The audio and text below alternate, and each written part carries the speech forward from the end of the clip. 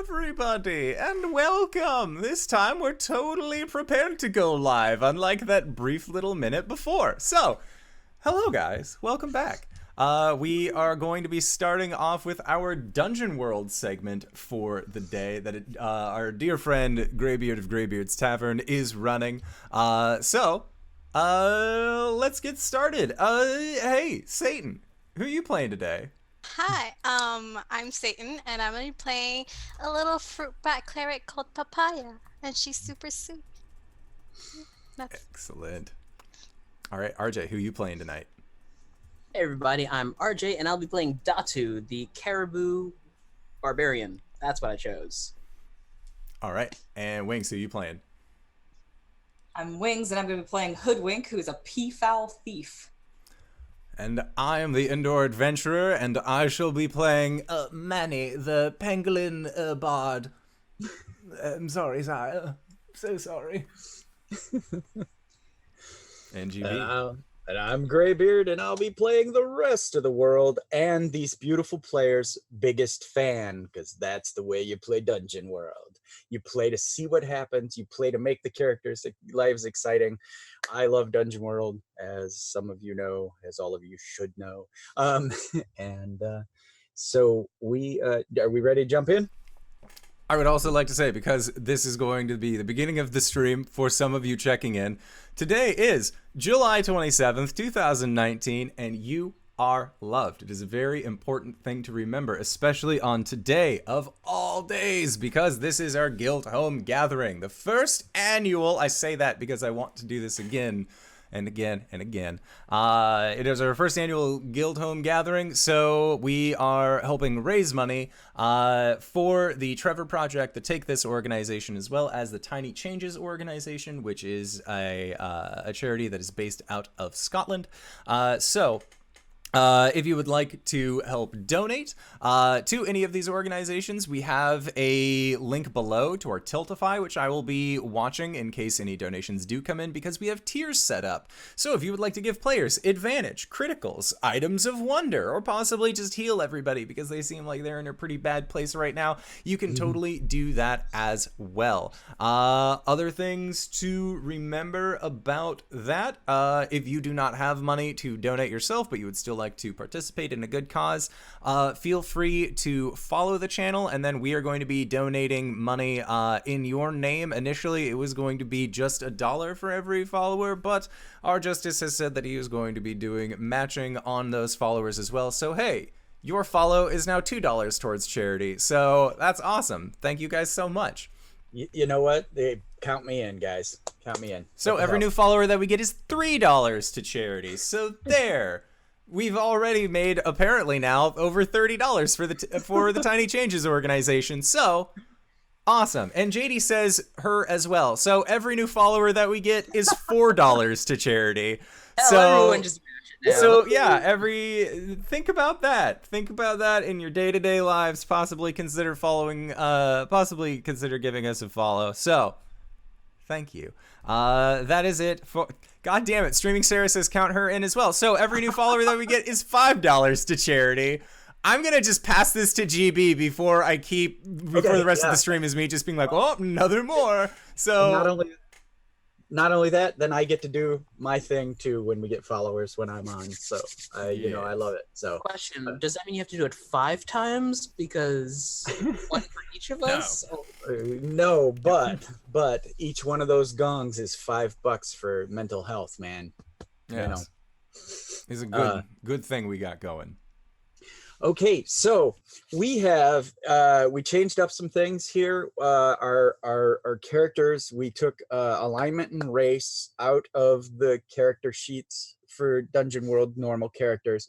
We made everyone anthropomorphic animals. I let them choose their animal and whatnot, and then they've been given animal powers instead of having a race and alignment stuff. So what we want to do is we need to go through our bonds real quick. There is some initial setup, and for that I apologize, because Dungeon World is supposed to be exciting and dynamic, and we'll get there, trust me.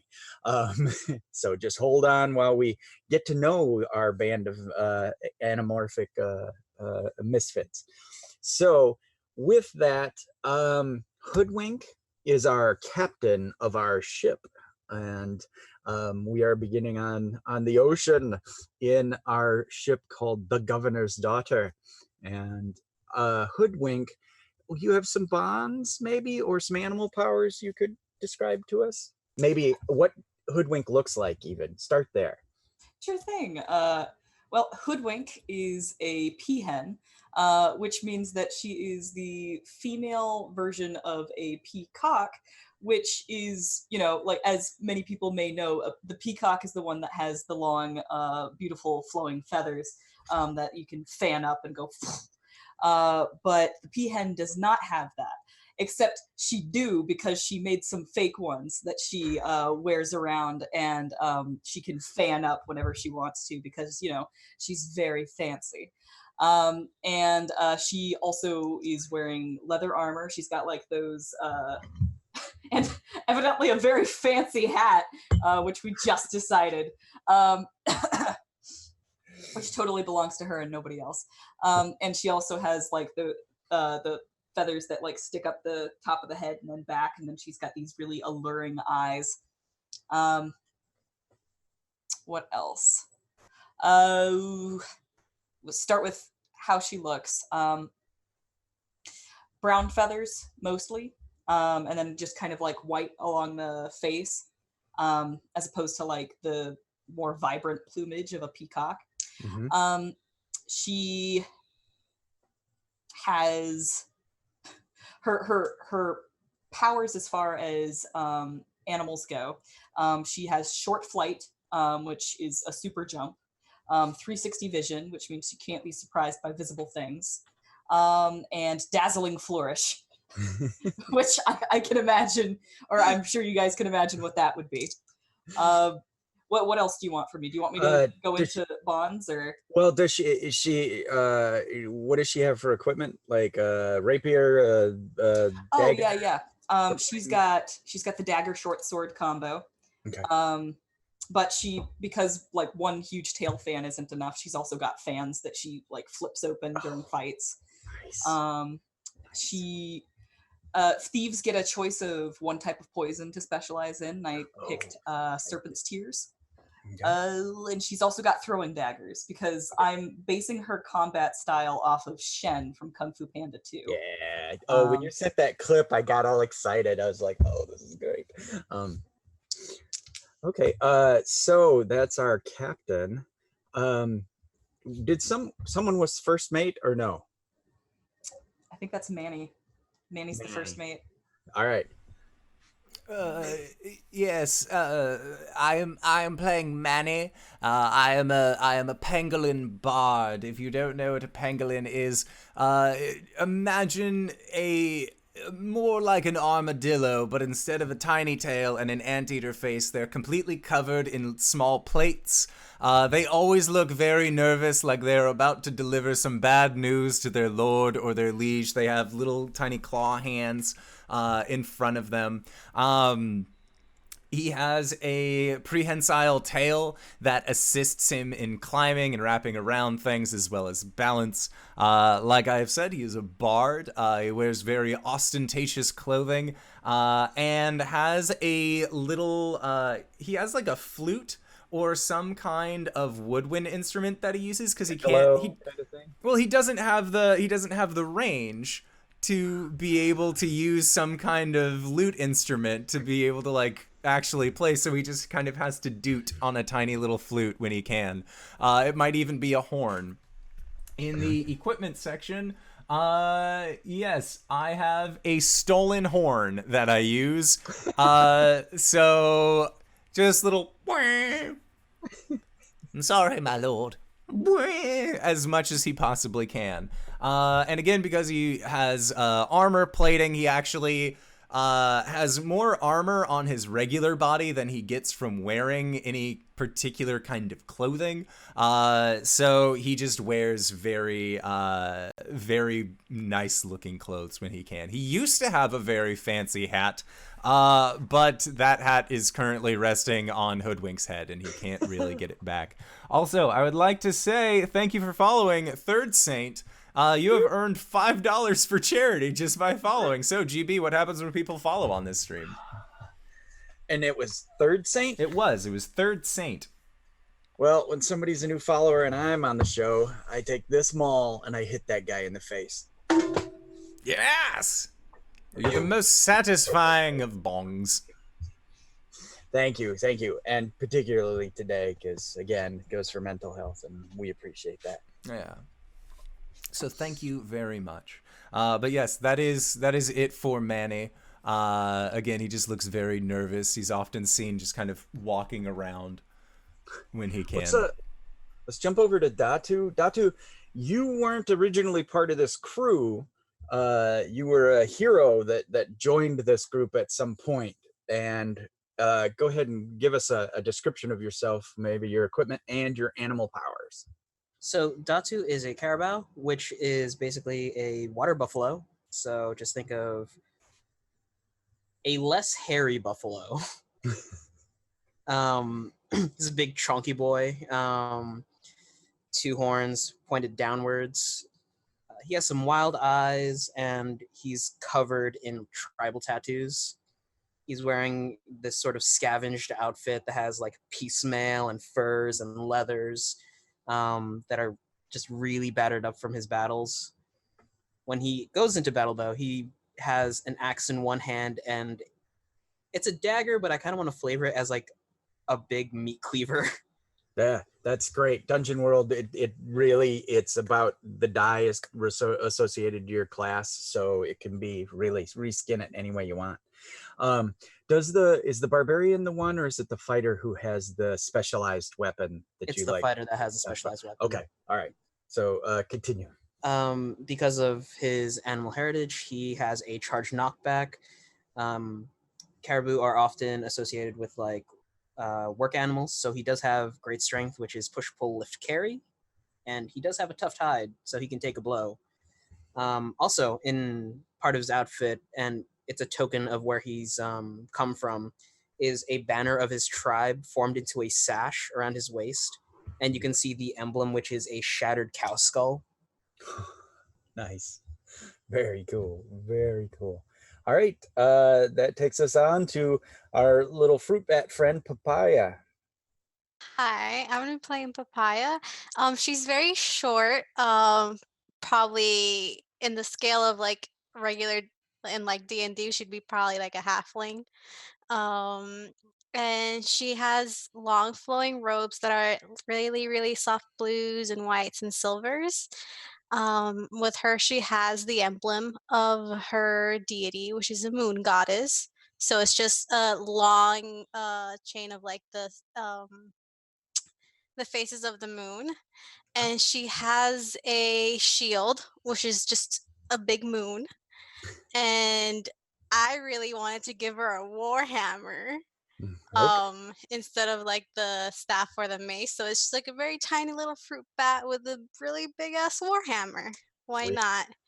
And she's scruffy. She's like, if you guys seen a fruit bat, they're very fluffy and scruffy, and she has really big eyes, and she's always kind of happy go lucky and worrying about people, and then her ears are always flicking depending on where she's listening to her emotions. Um, what else? Oh, for her animal heritage powers, she has flying because she's a bat. Sonar, which means she can locate even invisible moving objects, and low light vision, which is she can see in all but magical darkness. Um, Now, is it, because we're anthropomorphic animals, is her wings part of her arms, or are her wings separate from her arms? they're part of her arms. Okay, very cool. Okay, I think that's descriptions. That's great. Captain Hoodwink, start us off. How are you bonded to some folks here? Well, I feel like Papaya has to be the person that has known me longest, because we decided that Papaya knows incriminating details about me. Okay. As far as what those details are, nobody's allowed to know because only Papaya does. Datu has my back when things go wrong, which actually feeds into his bond because Datu, what was your bond with me? My bond with Hoodwink is always getting into trouble. I must protect them from themselves. So like it just kind of is recursive. It feeds back into each other. Okay. And I stole something from Manny, but I honestly I have no idea what that could possibly be. Don't remember at all. A fine hat. All right. So that's our captain. Let's go over to Papaya. What are your bonds? My bonds are Manny is a good and faithful person. I trust him implicitly. Hoodwink is in constant danger. I will keep them safe. That's right. I think this goes because I've also known them the longest, so it's a little bit of a friendship there. And she's part of the crew. She doesn't want her captain to die. And I'm working on converting Datu to my faith, which works into Datu being like, I don't really know what her deal is. Mm-hmm. Okay.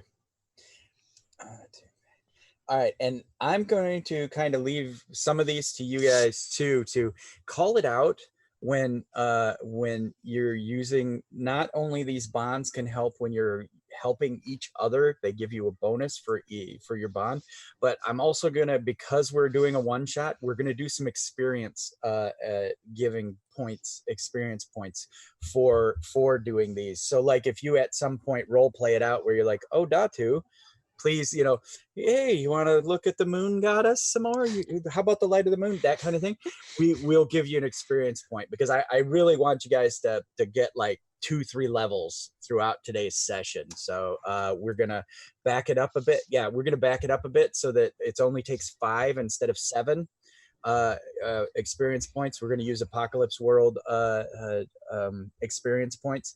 So when you hit 5 check marks, you'll roll over and you get to pick a new power. So move that along, and let's go over to Manny. Who do you have bonds with, and why? Well, because I'm a bard, I have an unruly amount of bonds to pick from. So this is not my first adventure with Hoodwinked. As with Hoodwink, as it would appear, I may have been following them, trying to find the perfect moment to remind them that I lent them that hat for a clever ruse that we were pulling, not for, to have. Again, I'm trying to find the right moment to really bring it up.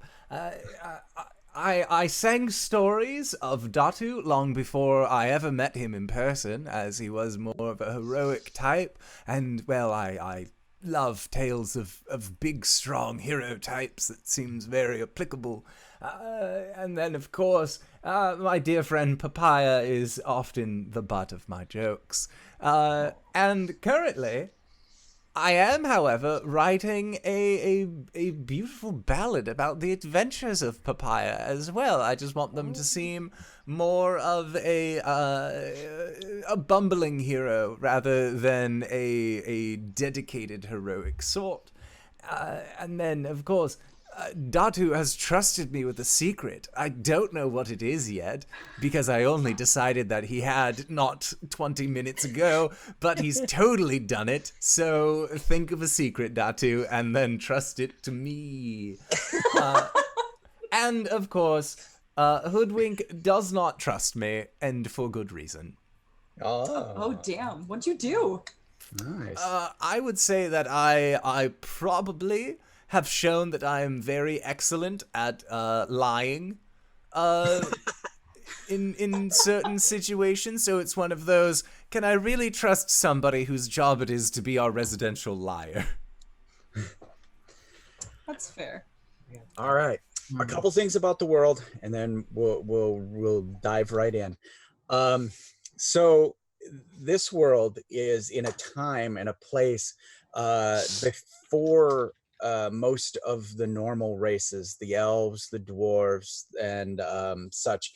There's stories of elves and dwarves, but they're like gnomes. It's snarks and whatnot. They're fairy tales. Those the elves and dwarves. The animal tribes like you folks are the predominant species in this age of the world, and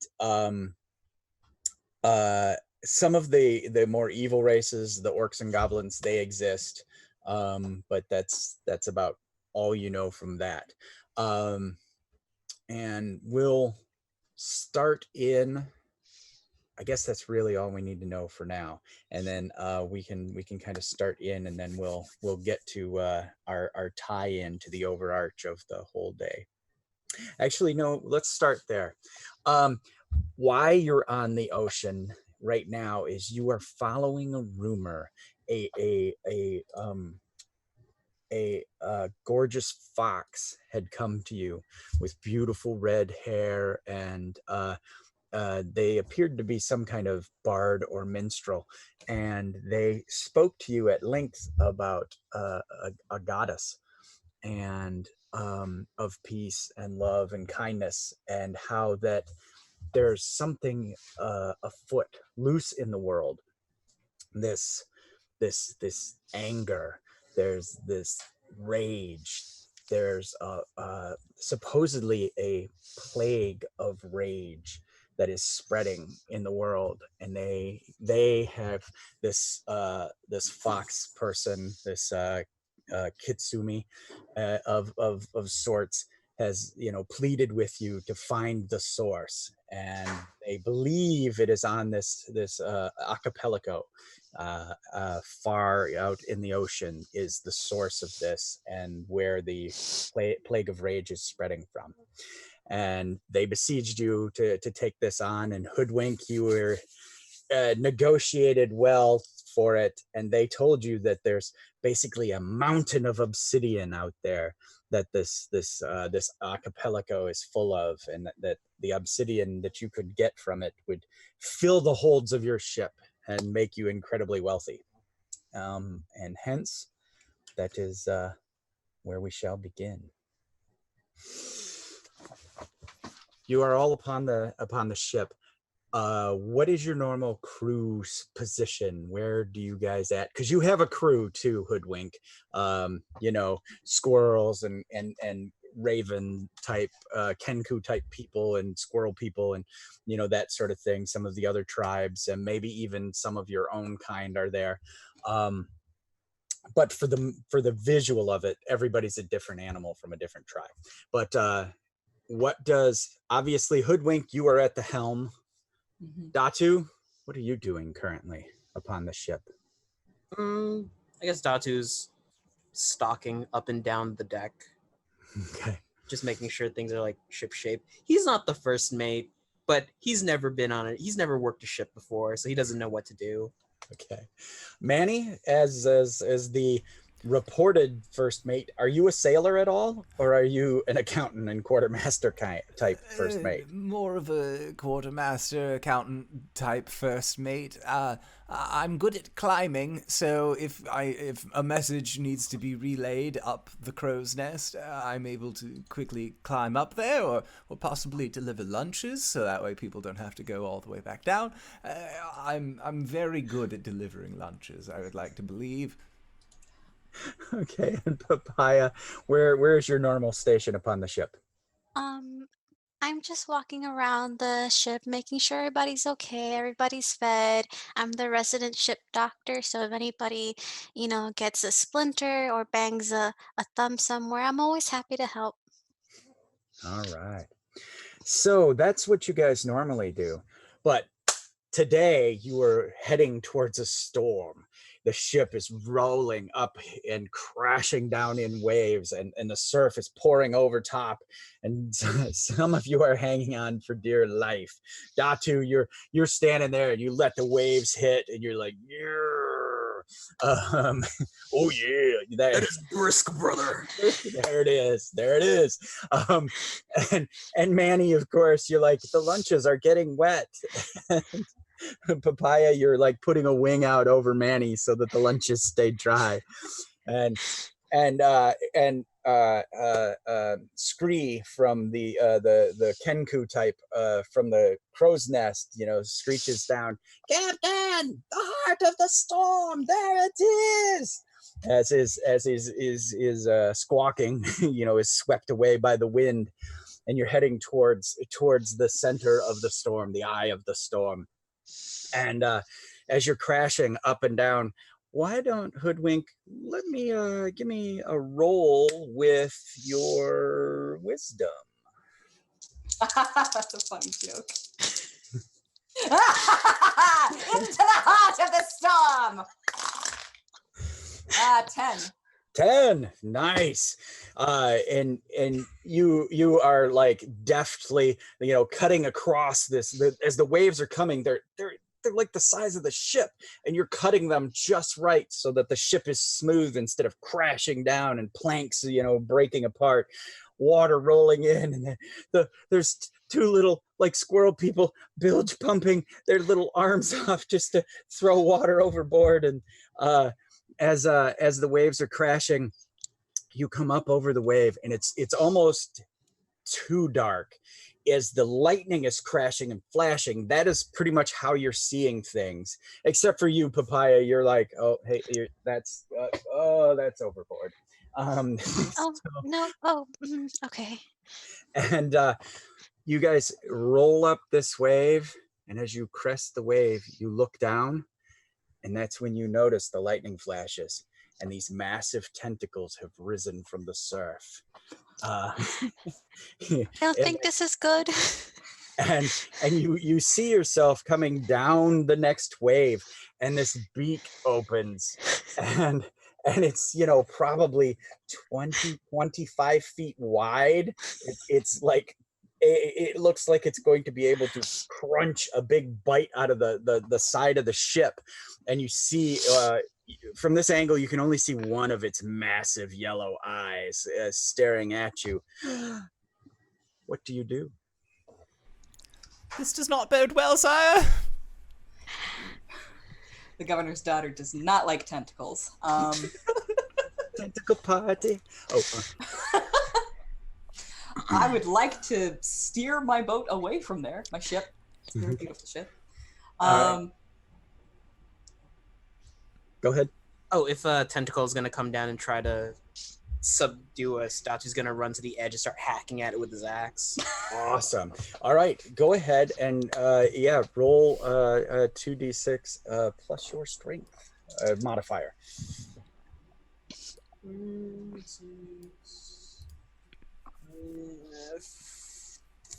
13. Okay. So a massive hit as the tentacle tries to wrap around the side of the ship, reaching over, and you slash at it. And you strike true.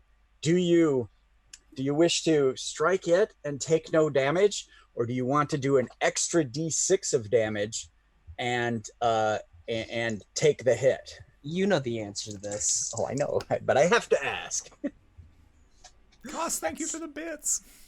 So, on these specialized dice, they're like Haster dice, but these are max numbers. Oh, Nice. I've got the Cthulhu ones with the Elder Sign. Okay, so you maxed out. That was how much? 16. Perfect. Okay. Good hit. Okay. You nearly cleft this tentacle, even though it's probably 40 feet above above the water line. You nearly cut it in half, and it retracts back so it can't gain purchase and grab the ship. Manny, what are you up to? Oh, how much damage do I take? Oh, you did take the damage. And I have dice out, but I'm not supposed to roll dice. So please roll me a d12. Oof. This is a giant tentacle, buddy. Louise, do I even have? No, that's not it. I can't. What did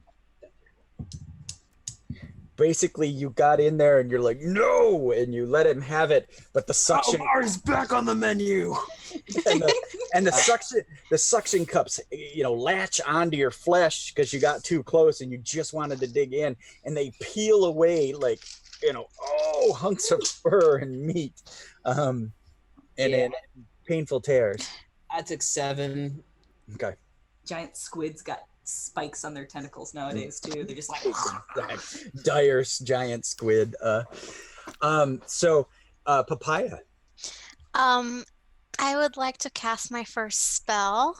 ooh. And I want to cast Cause Fear, which I can choose a target that I can see in a nearby object, and this target is afraid of the object, so I want to make the giant squid afraid of the ship.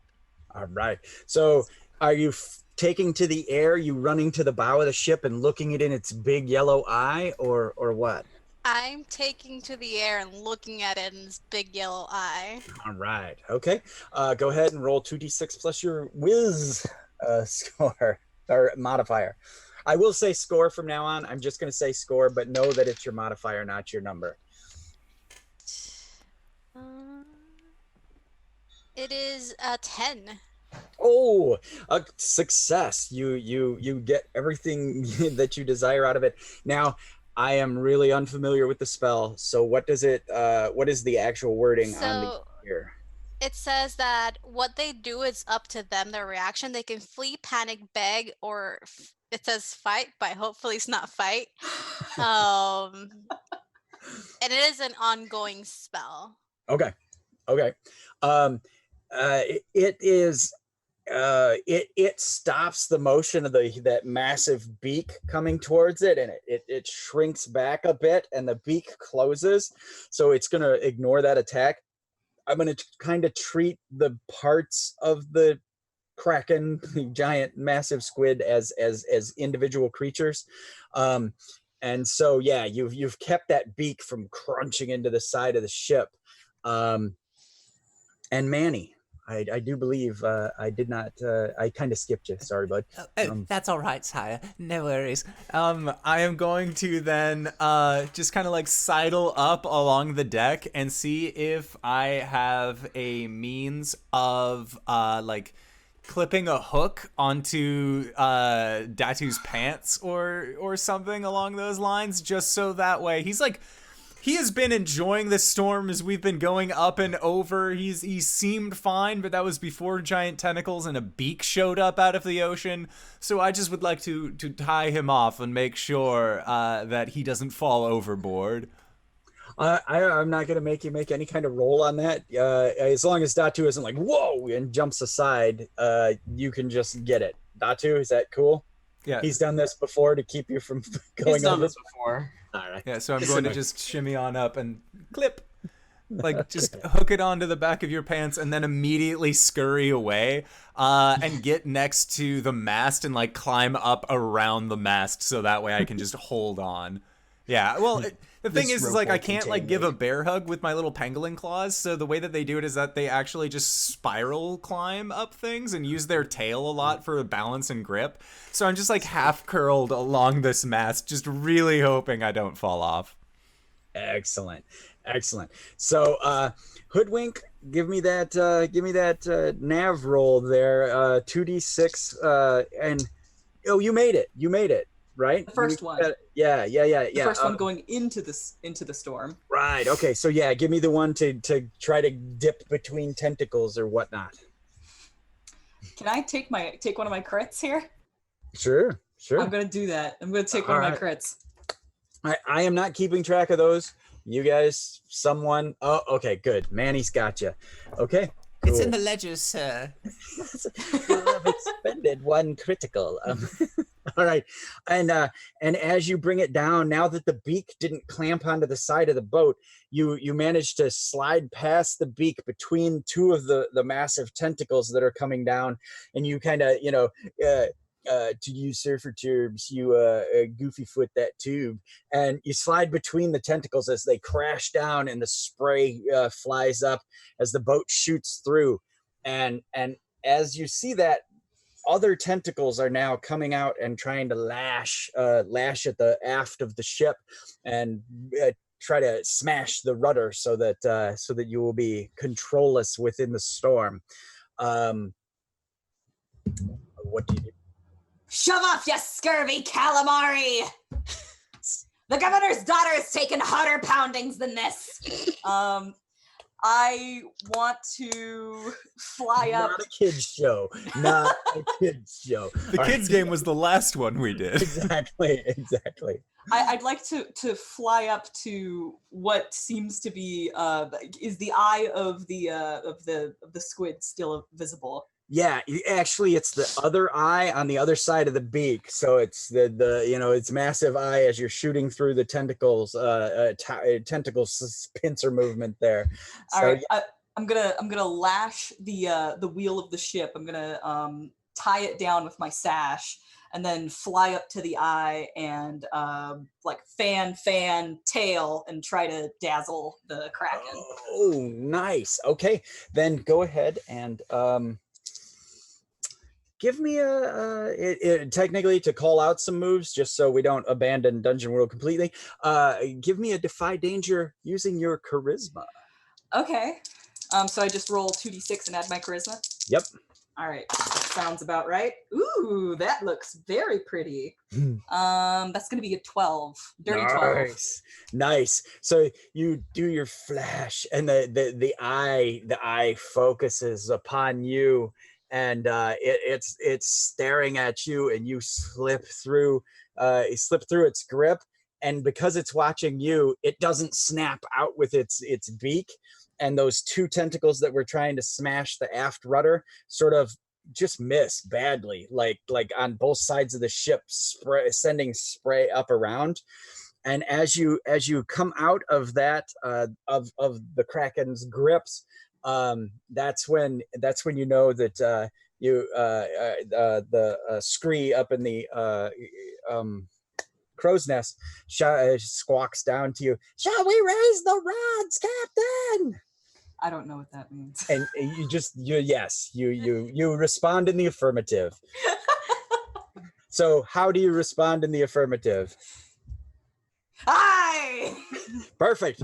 And so the crew at that point, with knock away belaying pins and ropes, whip away as counterweights, fling these iron rods with these funky metal jabs and jars sticking out of them. They shoot up the masts and into the sky, and you are in the heart of the storm. Not the eye of the storm, like I said earlier, sorry, but the heart of the storm. And lightning cracks and hits these rods that are sticking out, and suddenly the lightning shoots down the masts to the belly of the governor's daughter, empowering it, and these wings that are these fanned wings that are sticking along the keel of the ship quiver and light up and fling the governor's daughter into the air. And you take to the skies as your sails furrow and catch the wind, and now you're sailing above, and you shoot nearly straight up, and everyone's kind of holding on, but they're used to this. They've ridden the governor's daughter many times into the sky, and you cross through the clouds, leaving the storm in a swirl below you in a blackened storm, and you see the lightning crack around you, but now you're peaceful. You're above the storm, just watching it, flying along. What do you do? I would like to use, I have bardic lore with the bestiary of creatures most unusual. I would like to know if this kind of creature, if it is more of just like a basic predatory, like, man, you came into my space, I'ma eat ya, or if it's going to then recognize our ship and be like, these motherfuckers up here. Like, I am more worried, like, is it going to follow us, or are we cool? All right, give me a roll plus your int or intelligence. Okay, so that's a 7. Oh, that's barely a success, and under that, the bardic lore, it should say what your options are. When you first encounter an important creature, location, or item covered by your lore, you can ask the GM any one question about it, and then you will answer truthfully. Yep. And then the GM may then ask what tale, song, or legend I heard that information in. All right, you know that this kraken is more of a magical beast, and it is more intelligent than that, and it may remember your ship, but it's not going to pursue you. It has better things to do. You're in the air, the sky. That's not its realm. Though the storm is angry but it can't seem to it can't focus the storm to come after you. It's like the storm is part of it, and so okay. the storm moves with it, which is why Captain Hoodwink headed into the storm in the first place, because you needed some lightning because you were out of juice to get the ship flying. So that That is precisely why I did that. that's right. See why you gotta keep her out of trouble. Manny, where did you pick up this knowledge? Well, I've spent many a year in the royal courts, and through my travels, as well as having to, tutor young lordlings, I had to become very well versed in the terrors of the sea and the terrors of the inland and creatures most strange. It was really the only way that I could get the children to actually sit down and pay attention in class, because if I tell them about regular creatures, that's all of us, but if I tell them about something more fantastical, something more dangerous, then it keeps their attention a little bit better. Excellent. So Datu, you suddenly, as you're walking along, you realize that Manny's put the hook on you again as you're going. As we have shot up in the air, I'm gonna give Manny this. Datu is afraid of heights. Oh, so you keep the hook on, I assume. He keeps the hook on, and he's like has his fingers in the grating of like the cargo. He's like just waiting for the vertigo to subside. Meanwhile, Wink spends most of the time that we're in the air just posing on various precarious parts of the ship. Flapping up to the rigging, that kind of thing. Yep. On the prow. On the prow spear, just like, yes. I'm sorry, I just love it. I just absolutely love it. I almost want the Kitsumi to be there to be drawing this. But, you know what I mean?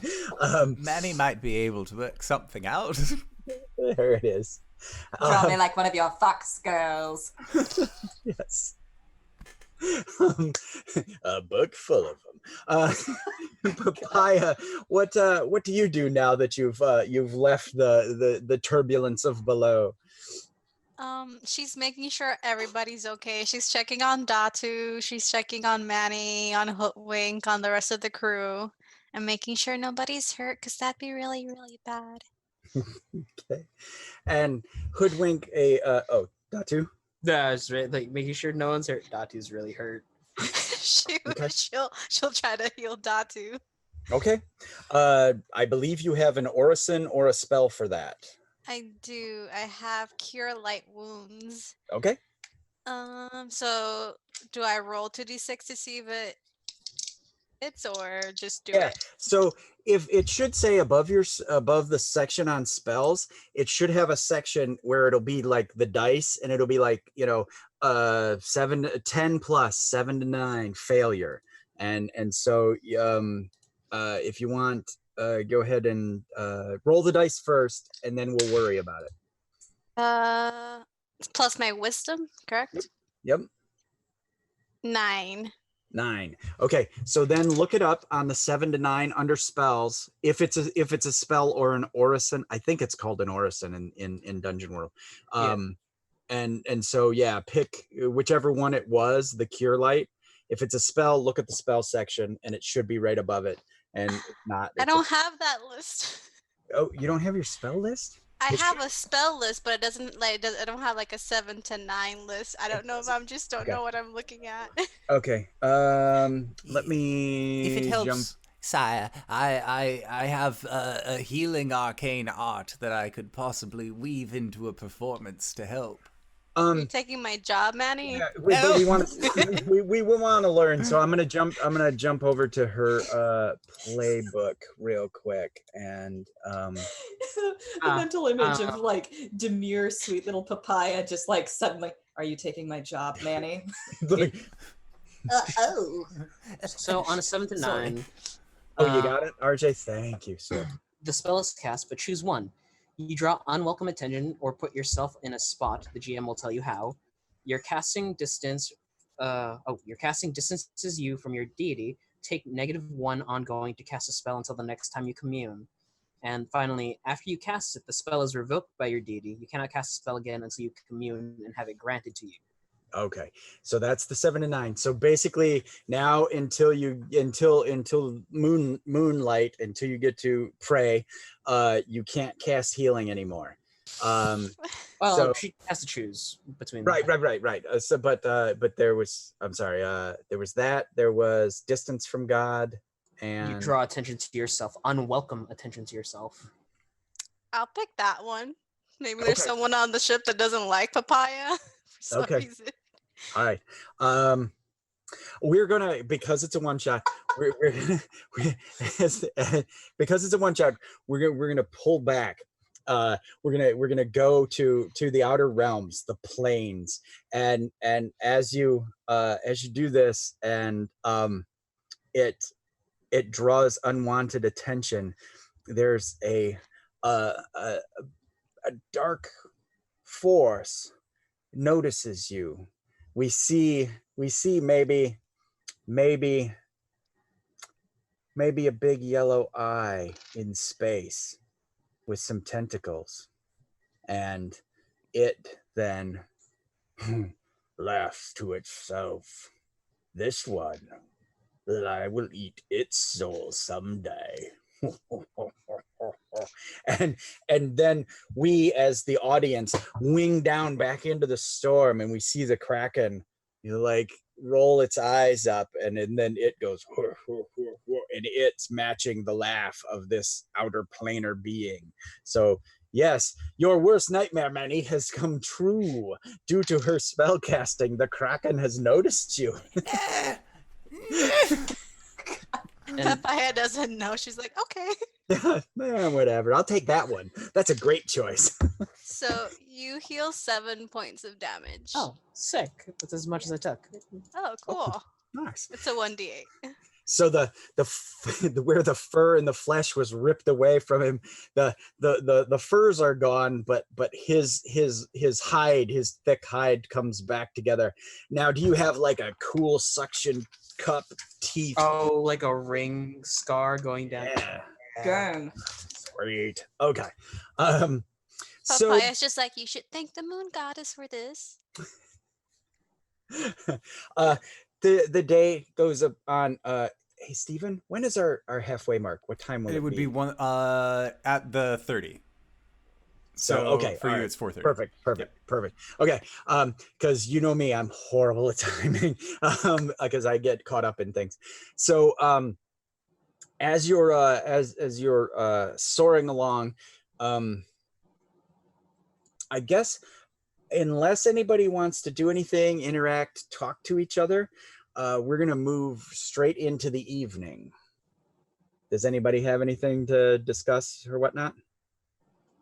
Any more healing or spells or? I would go up to my captain and let them know that, thankfully, from the stories that I've heard about these large beaked tentacle creatures, thankfully, as long as we avoid their general vicinity, there is no way that they would ever track us down, whether it be on the land or in the sky. They seem very oriented to the depths. So as long as we maintain a good cloud cover away from them, hopefully nothing terrible should happen. Well done, Manny. Assuming I can trust you. Oh, of course. Yes. Go ahead, Hoodwink, and give yourself an experience point. God, it's almost too easy. And did anyone fail a roll? Because when you fail a roll, you get an experience point in Dungeon World. You learn from your mistakes. I think everybody succeeded. You Yeah, guys, I think- but okay. And Hoodwink, as you're sailing along and taking poses, a a beaver person comes up to you and they're, hey, Captain, minor damage in the storm. We're fixing everything right up. And then there's next to him is like a possum type person, and they're like, and the power banks are completely full. We should be able to fly for days. And the beaver's like, kind of rolls his eyes at the engineer, and they're like, just kind of looking at you like, are we dismissed? Well done, boys. Keep doing what you're doing. Of course. And they waddle away unto obscurity. Time passes. Night comes. Papaya, would you like to commune with the moon goddess? I would like to commune with the moon goddess. Okay. I don't know. I can't remember if there's mechanics involved with that, or you just say you're doing it. I'm gonna read it. It says, quiet contemplation with your deity. I lose any spells already granted to you. Are granted new spells of your choice whose total levels don't exceed your own level. Prepare all your rotes which never count against your limit, and that's about it. It just says I have to spend an uninterrupted amount of time. Okay. So the moon rises, and again, because of the humming fins along the keel of the ship, you are sailing the skies, and you're kind of above the clouds, and the moon is big and not quite full, but nearly full there. Do you go to Datu at all upon this beautiful night? Yeah, she's actually going to like climb up Datu with her little like bat hands onto his shoulders and start telling him stories of like the moon goddess. Okay. Datu? He was probably like sitting below deck, his axe in his lap with a grindstone just going or whetstone, just sharpening it. He's confused as to why Papaya is telling him this, but like, I don't know, whatever makes her feel better. Okay. She's very brave, just like you, Datu. And as we'll set the scene, he's in the hold because Datu's big and he likes the space, but when being in the hold, he doesn't realize, he can't see that he's 1,000 feet in the air. So the moonlight is coming through the grate of the hold, and the beams are coming through across you guys, kind of very dramatically, as you kind of whisper into his ears about the beauty and strength of the moon goddess. Cut away over to Hoodwink. You are in your quarters, maybe with Manny, enjoying wine. What does Hoodwink do upon her evenings? I think that she enjoys a nice glass of wine. She's like flipping one of her throwing daggers between her like little feathery fingers. Just like. And Manny, are you there at this time? Oh, yes. Of course I'm there. I don't know where else I would be, to be honest. That was quite a dangerous caper today. I almost lost my hat. Yes. Your hat. I don't know what I'd ever do without my hat. I'm sure it brings you great luck.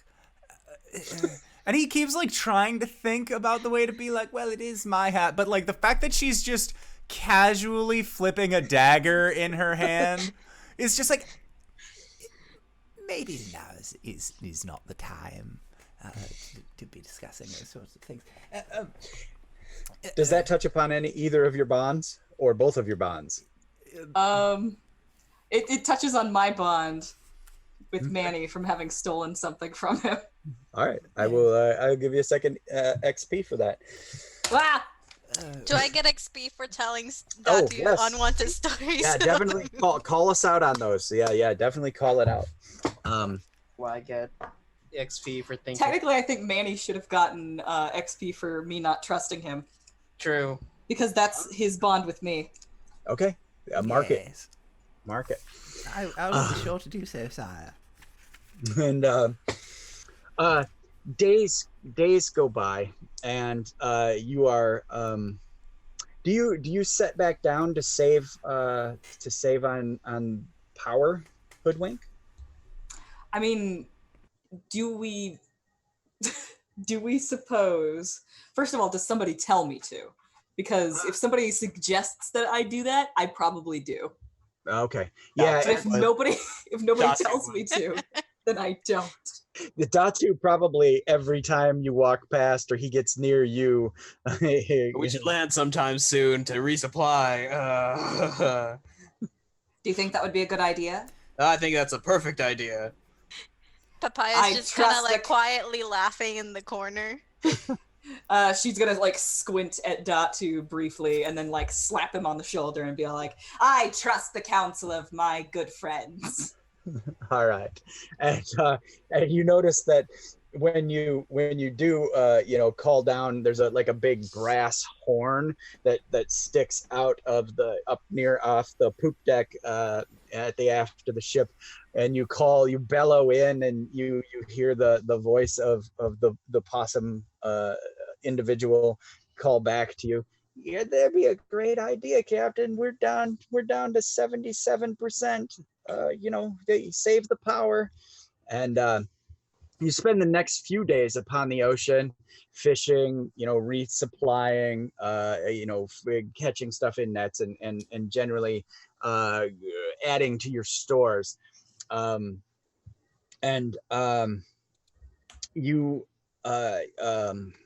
Seagull appears, a seagull person appears, and they come fly. Ask.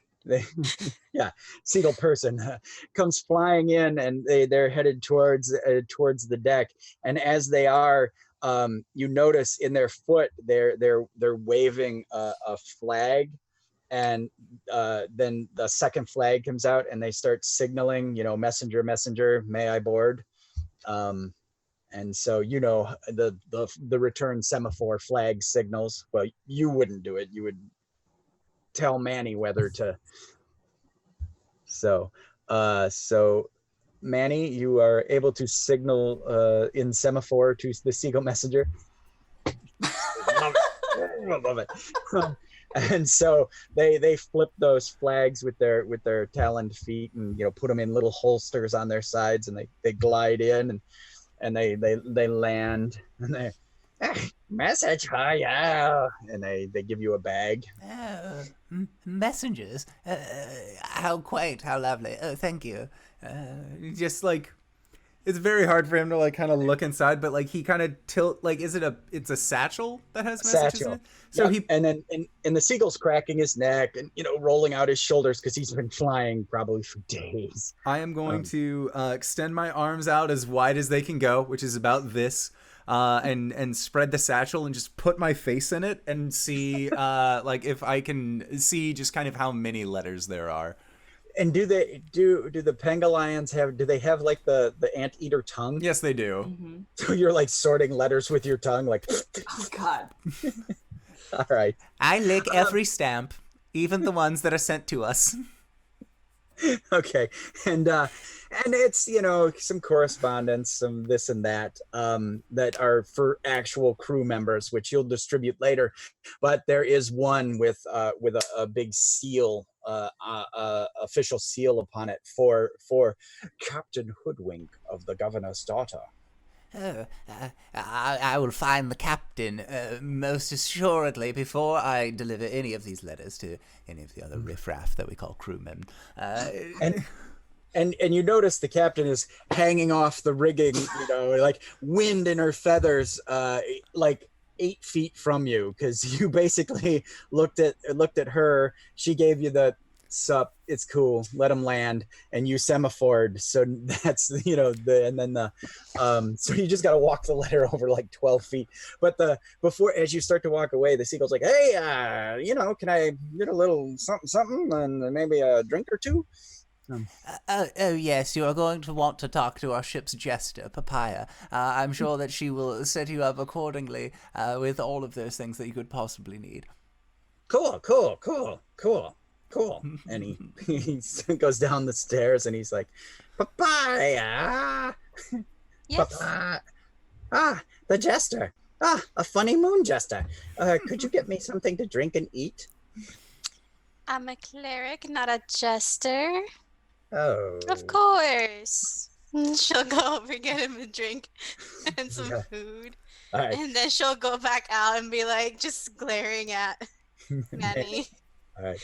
And he's that takes the dried fish and just like seagulls do, just in like full bites, and tips the opens his beak and fills his beak and then into his gullet.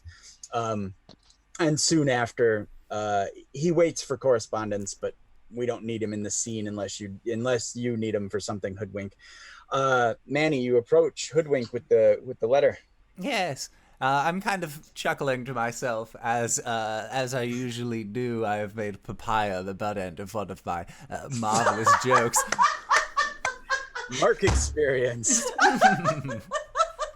God, it's terrible. So I go over and I see Hoodwink, who's just like arm out, resting, feathers billowing, but it's like the hat you see is just probably like gently, like every once in a while, just kind of picks up a little bit. Just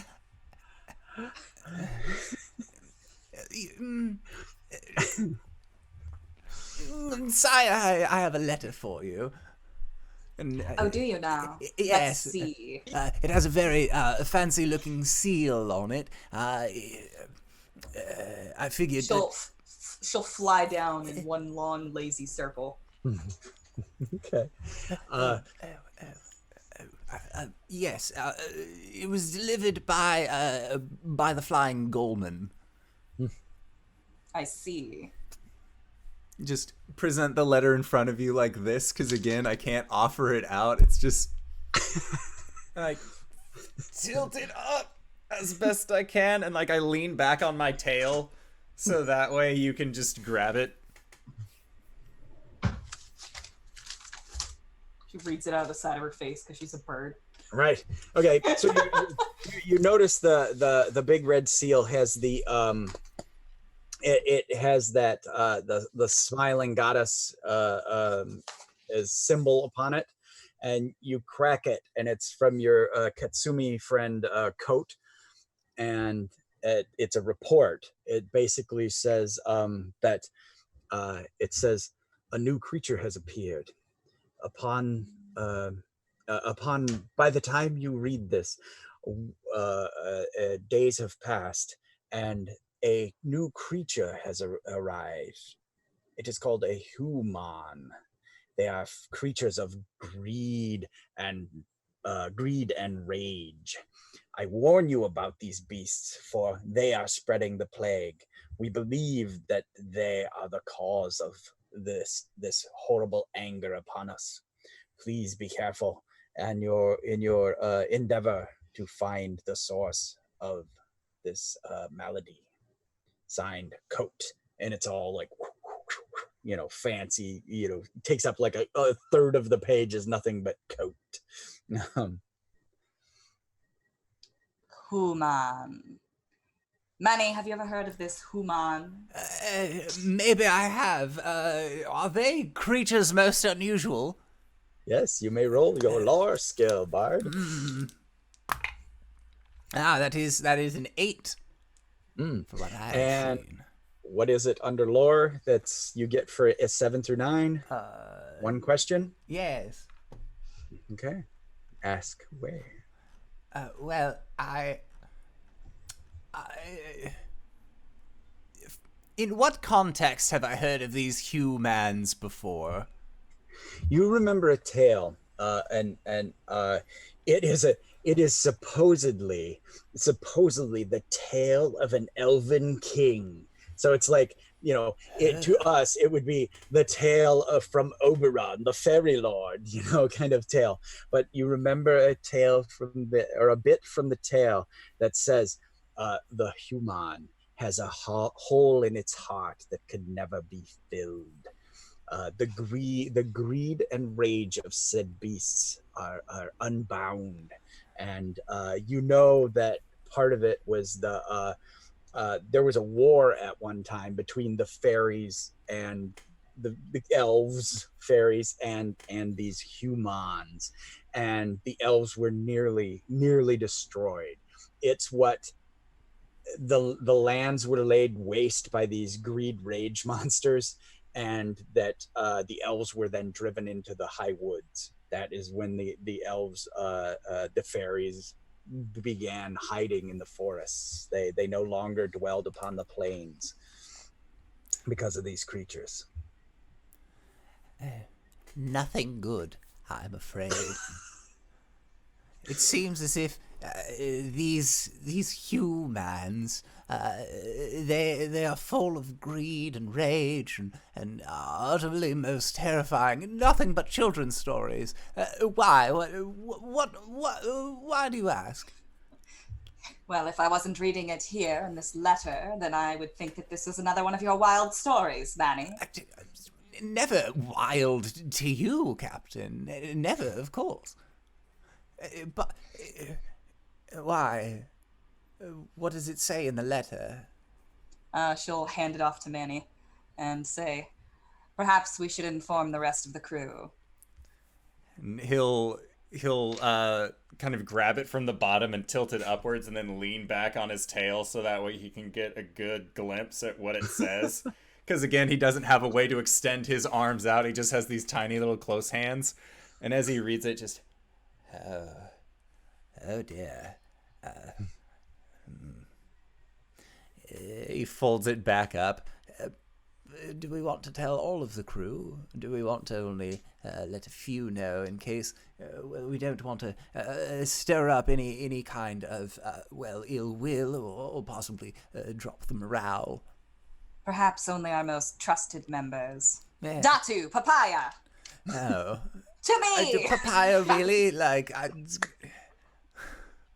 just comes up. I'm one of your trusted members. Papayas like, Yes, "Hi." Datu, you always have my back when things go wrong. It's just You like, have to trust me. That's right, Papaya. I don't really have a choice with you. I'm going to give you 1 point for that, Hoodwink, but just the one, because you just went down the list. So, yeah, you get 1 experience point for that. So the 4 of you gather, and what do you tell them, Hoodwink? I tell them about the horrors of man. Okay, awesome. All right. Any response from those who have not already heard the tale or whatnot? Papaya or Datu? That sounds horrible. Yeah. I mean, many in my tribe have certain tendencies sort of like that too. I've had to deal with that. Don't we all? You don't understand. They'll eat us. They'll devour us. But if they're spreading it like a plague, it's different. They're spreading themselves like a plague? How do we solve plagues? We get rid of them. We don't just simply let the... You kill the source. You kill the biggest one, and then all of the others should drop thematically. That's how it always works in the plays.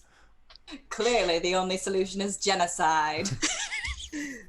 Datu nods his head. I like this plan. And Datu, what is your barbarian proclivities, to use a big word? His Herculean appetites are pure destruction and fame and glory. All right. Aww.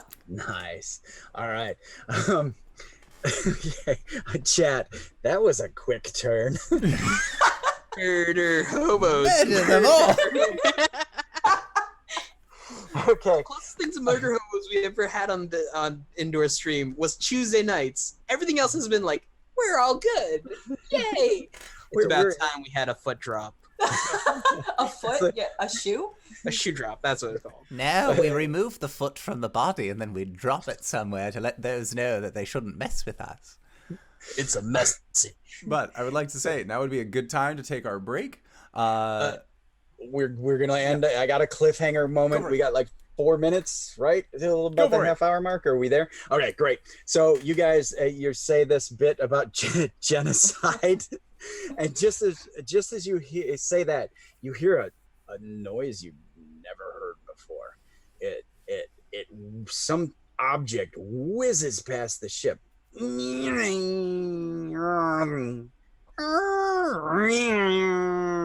these things are flying past the ship, and you're trying to focus. They're so fast.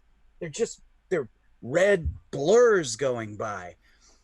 And go ahead, all of you, give me a pseudo perception roll. So your wisdom, a d6 is plus 5. 8. I'm gonna take experience on that one. A 6. Yep, and that's what I'm saying. So if you fail, take your XP. 6. So 5 XP for everyone. Papaya, you're too wise for this. Your brain works differently. Your big eyes see these things come by, and they look like birds, but their wings don't flap. Their wings aren't flapping, and they have some kind of swords or something out front that are whirling around, and this black trailing smoke is coming out of them. And as you are able to like slow the image in your mind and focus, you notice that this creature is flying this machine, this boat. But you've seen flying boats, but this one's small and fast. And you notice that it's a little green creature, and he's got like a pointy nose and a big grin, like sharp pointy teeth, and it's just the grin is like this. And he's got some kind of goggles or whatnot on, and he's got a scarf that's like winging back here. Do I know what goblins are? You guys have heard of goblins. You know that they exist, but you've probably seen one or two in your entire adventuring career. And as you notice this and you realize what it is, you notice that they're these basically it's a barrel with some blades on the front and some little wings sticking out of it, and then, like I said, trailing black smoke. And it buzzed by, and another one buzzed by, and they looped around, and they're now they kind of came back, and now they're coming down towards the ship, and that's where we'll go to break.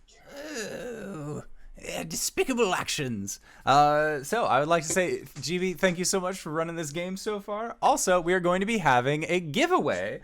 Currently, as we go into our break, as at the break and at the end of every game, we are going to be doing these. So, hey, whoever enters and wins this giveaway gets a Elderwood Academy miniature dice hex chest that also has these tiny itty bitty dice in it.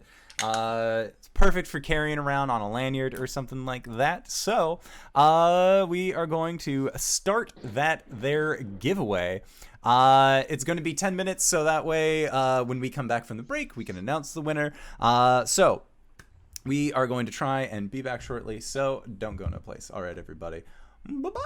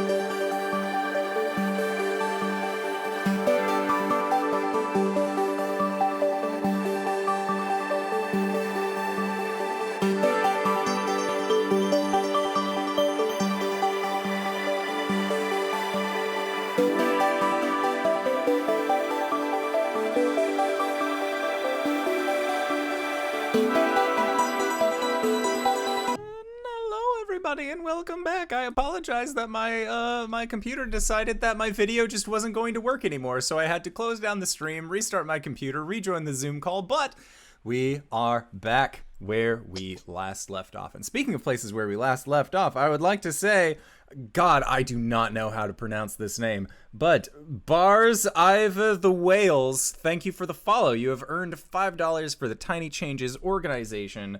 As thanks for following. And GB, would you like to do the thing?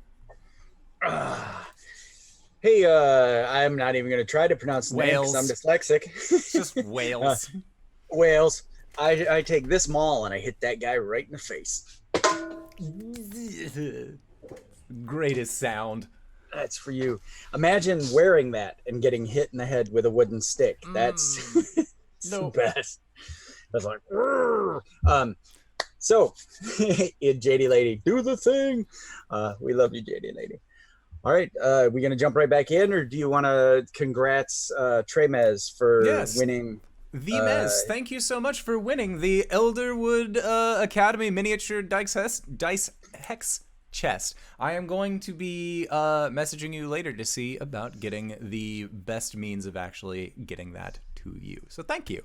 And with that, that's it for my thanks. Other than that, as always, we are raising money for the Trevor Project as well as the Take This organization. So if you would like to donate, possibly give players crits, advantage, items of wonder, what have you, there is a link in the description of the Twitch chat below. That's it.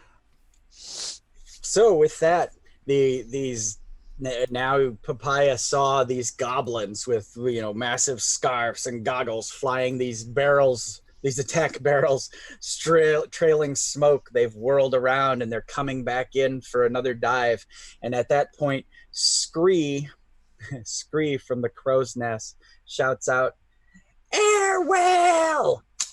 and fires their crossbow at one of one of the barrels that goes by full of with a goblin on it, and they fire their crossbow at random, completely missing. But off in the distance, Hoodwink, give me a roll. I hate to do it to you, but wisdom. That's going to be a 9. 9. All right. With that, you would get. It's basically a spout lore roll. I think you get one question. One question off the. There should be a list right there. Okay. I don't have spout lore here, I don't think. Oh, it would be a basic move. Just ask me a question. Okay. I'm gonna ask the question that Hoodwink would have asked as soon as she heard somebody yell "air whale," and that's, what the fuck is an air whale? All right. And as you look out, you see that there's this basically a whale, but it's in the sky and it's literally floating there. And that's when you realize it's not just an air whale. It is an orc hulk.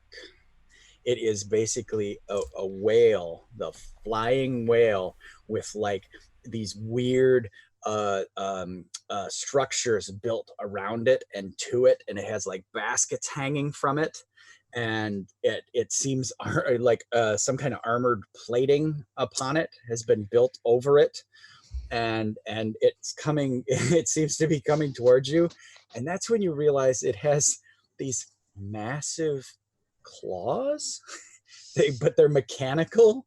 There's these huge mechanical claws sticking off the front of the structure, and there's horrible smoke rolling, and that's when you realize that the smoke from the from the barrels that have been passing smells a little bit like whales, ocean whales, fish oil, and poop. It's like a dung-filled, tar-smelling poop smoke that's now wafting across the decks as the barrels whiz by. But you realize, and you have heard and probably seen an orcish hulk before, an air hulk, and you know legends, and when you've seen them, you have hightailed it the hell out of there. But at this point, they are narrowly upon you, having fallen from out from the clouds, and now you've been buzzed by barrel bombers. What do you do? She's gonna look at that and go, "Oh, so that's an air whale." Battle stations, you beautiful bilge rats! They're not gonna be taking my governor's daughter from me! All right. Datu, what do? You got barrels buzzing you, and you've got this monster coming in. Datu runs to the bow of the ship, reaching into his bag, and he pulls out some chain shot that he procured from one of the barrels, and he's gonna wait for one of the barrel planes that's like flying low enough, and he just hucks it into the propellers, like up into the air. Nice. And you would be rolling a volley roll, so it's plus your dex. 4, 7, 8. Oh, excellent. So it wings up into the spinning scimitars that are the blades on this thing. So I can't remember if you get the choice or if I get the choice. So I'm going to give it to you. Does a worse outcome, loss of ammo, or put yourself in danger, I think, are the three from volley. I think it would be loss of ammo because I'm not getting that chain shot back. Okay. All right. So your chain shot, and did you remove that from your adventuring gear? Is that where you got it?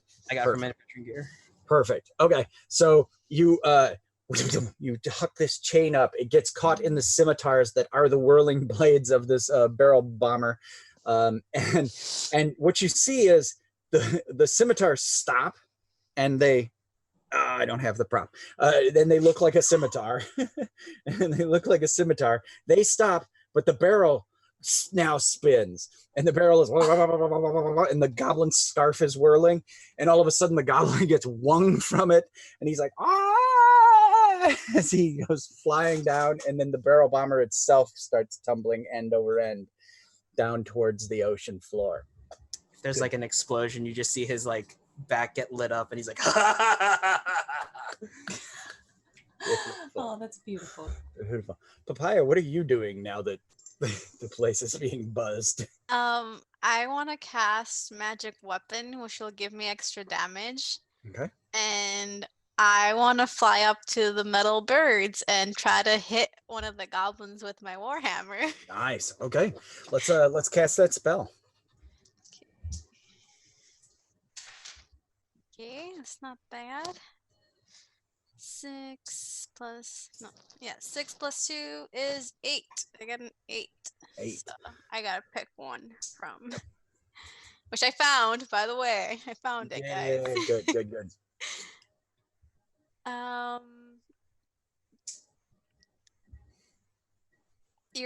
Your casting distance You from your deity. Take -1. You're ongoing to cast a spell Okay. until the next time you commune. Okay. So basically -1 for casting it from now on. Yeah. And okay, my pride has been wounded.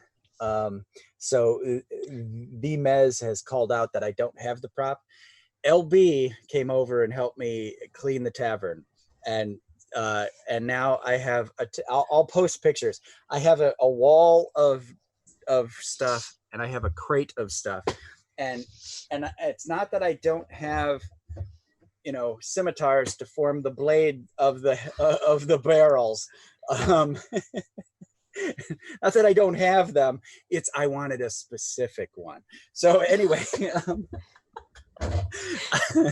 point of pride. Blame the next DM. It'll be fine. Okay, sorry. Anyway, so that has buzzed past. You have cast your spell. Your goddess is like, we're of the moon. What are you doing fighting? He's got a little miffiness there, but you soar out on your leathery wings, and the little buzz barrel comes by and pop. Mm-hmm. Take an attack. This would be a hack and slash technically to call it out. So it's with your strength. With my strength? Yep. That's +0, so it's not minus something. Or Exactly. You could use So just 2d6. you could use a crit if you wanted. Yeah. I'm going to use a crit. Why not? Boom. Yeah. Oh, And with- I get it's a d6 damage plus 1d4, I believe. Okay. Is my spell. For 7 Oh. points of damage. So you tell me that this poop smelling whirling red barrel comes winging past with scimitars swinging in front of it. How do you take them out? I just picture them kind of like flying right up next to them, taking up their hammer and kind of swinging it like a bat and just like volleying them off the metal bird. All right. He looks over and with this goggles on and the scarf flapping, and all of a sudden he gets hit in the face and he's thrown from the barrel, and he goes winging through space, and he just puts his little arms together like, oh shit. I guess, yeah, he'll say, shit, and just accepts his fate as he falls through the sky. And then the barrel again starts just end over end spinning off in odd directions. I got one. Still shooting smoke. Manny, what are you doing amongst this panicked situation?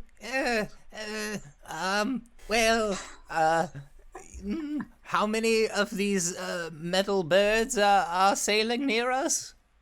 You realize they're made out of old, like, cast aside whale oil barrels or beer barrels, so they're actually made of wood. But the scimitars are obviously metal, and the two that you saw in the first run have been dispatched. Now, at this point, you see as the air whale, the orcish hulk is coming through the sky. You notice more barrels are falling, and as they're falling, you hear the bwah, bwah, bwah, bwah, the lawnmower like noises start up. There's probably a half dozen more that are coming. Obviously, the first two were some kind of scout. Oh dear. Well, I would like to.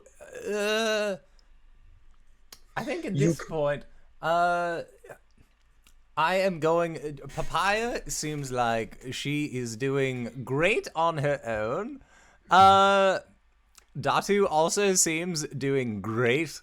Absolutely wonderful. So instead, I am going to assist my captain.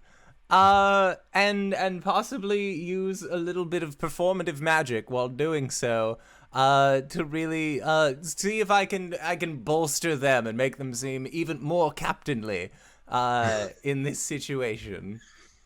Okay, and what does that bardic power give or do mechanically? The next time someone successfully assists the target with aid, they get +2 instead of +1.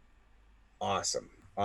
I also would like you to roll your bardic lore for either you choose air whale or the Hulk, the orcish Hulk attached to it. Oh, I will choose Orcish Hulk. That seems real weird. We start talking about all of these humans, and then all of a sudden goblins and orcs show up. Seems pretty good. That is a 10 on my bardic lore. Okay. So I think it's like 2 or 3 questions, right? well, there is no sliding scale with bardic lore. It's just the one. Oh. Okay. Yeah. For my arcane art, that's when it gets into the sliding scale. But for bardic lore specifically, it is are the orcs clever enough on their own without any outside help that they would do this to a sky whale? You know that the orcs themselves, they're too, how to put this, too violent and too tribal to put something like this together. It's only because of their goblins that they enslave that they're able to build something like this. I mean, they can come up with, like, you know, an exceptionally smart orcish warlord would come up with the concept maybe, but the goblins are the ones who actually build the things for them. Okay. So so you know that that these exist because of orcish slavery and goblin ingenuity or survivability.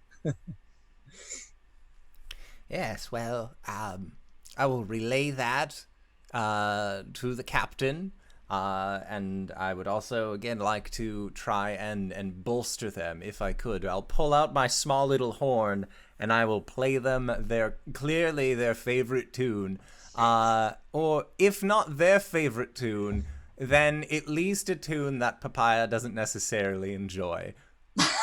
Terrible. Nice. So yeah, that is a 9. If laxatives end up in Manny's lunch, that's like, it just happens. Why do I keep pooping myself?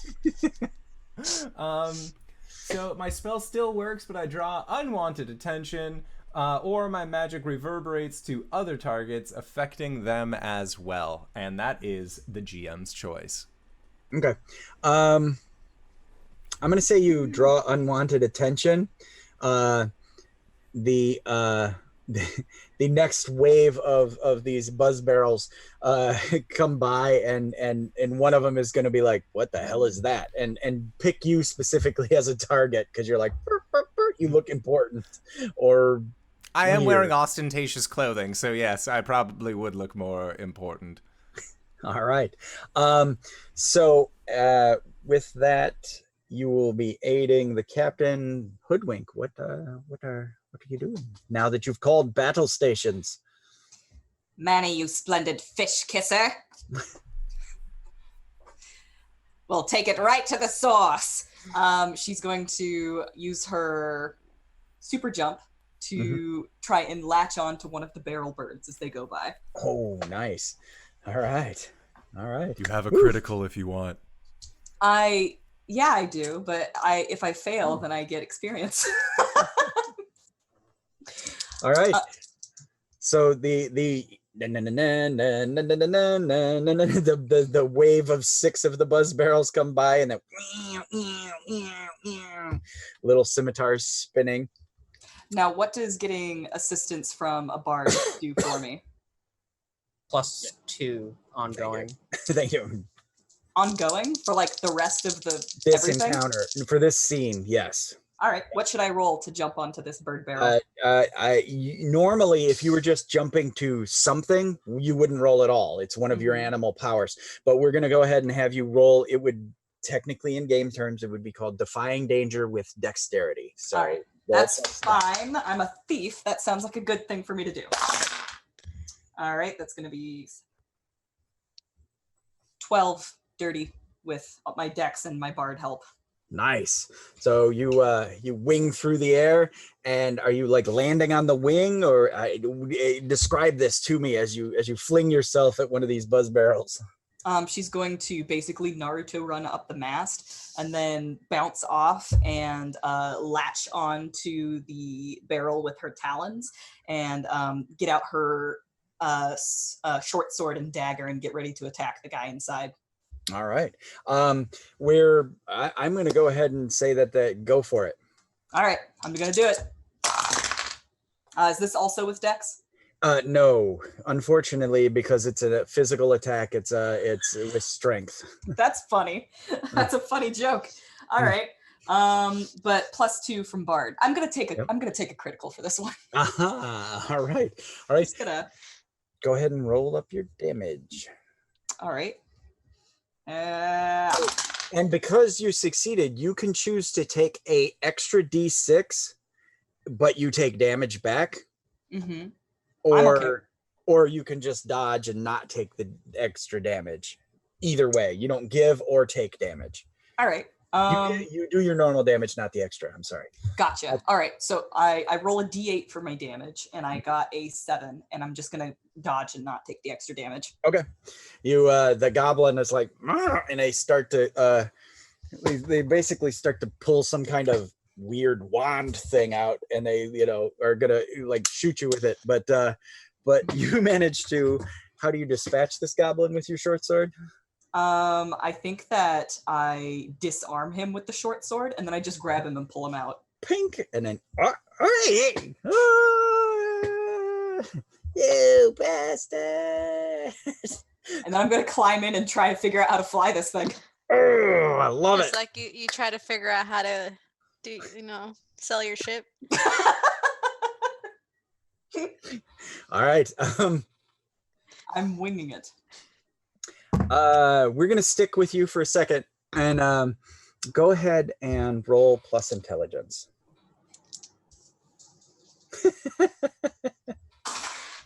You have one more crit. I'm sorry. Did we say that the bard thing is ongoing? Yes. For the rest of the scene. That's really good. Okay. All right. That's a 10. Oh, excellent. Okay. You get in and you're like, goblins can fly this, sure. And you're used to flying, sort of. And so you're like, and you're like, I get how this works. And then you see a shiny red button.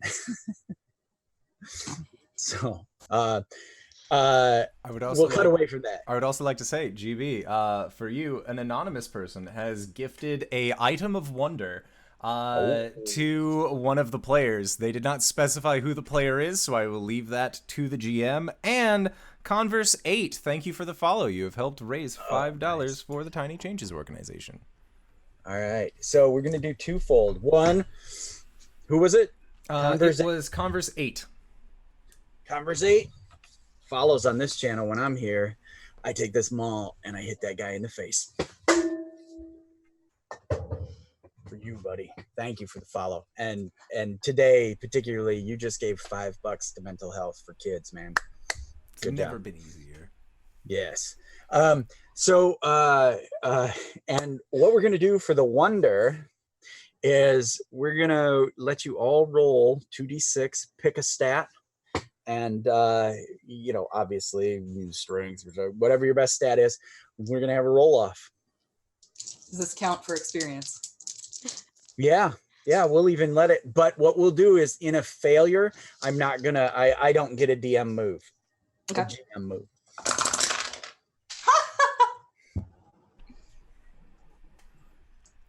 Call them out. I got an 8. 9. 8, 9, 5. 5. Than a mark experience. Okay. 8, 9. What was the other one? A 5? Not, yeah. Yeah. And a 5. You guys get XP for it. So Papaya, you will be receiving an item of wonder very soon. When it's appropriate. Yay! I'm gonna actually give me one sec. I Clean love my free desk. stuff. I clean my desk so I have no highlighters. I'll draw stars. Okay. And papaya. Okay. I'm putting the scene together again. Big Hoodwink shiny is red button. flying. She's got a big shiny red button.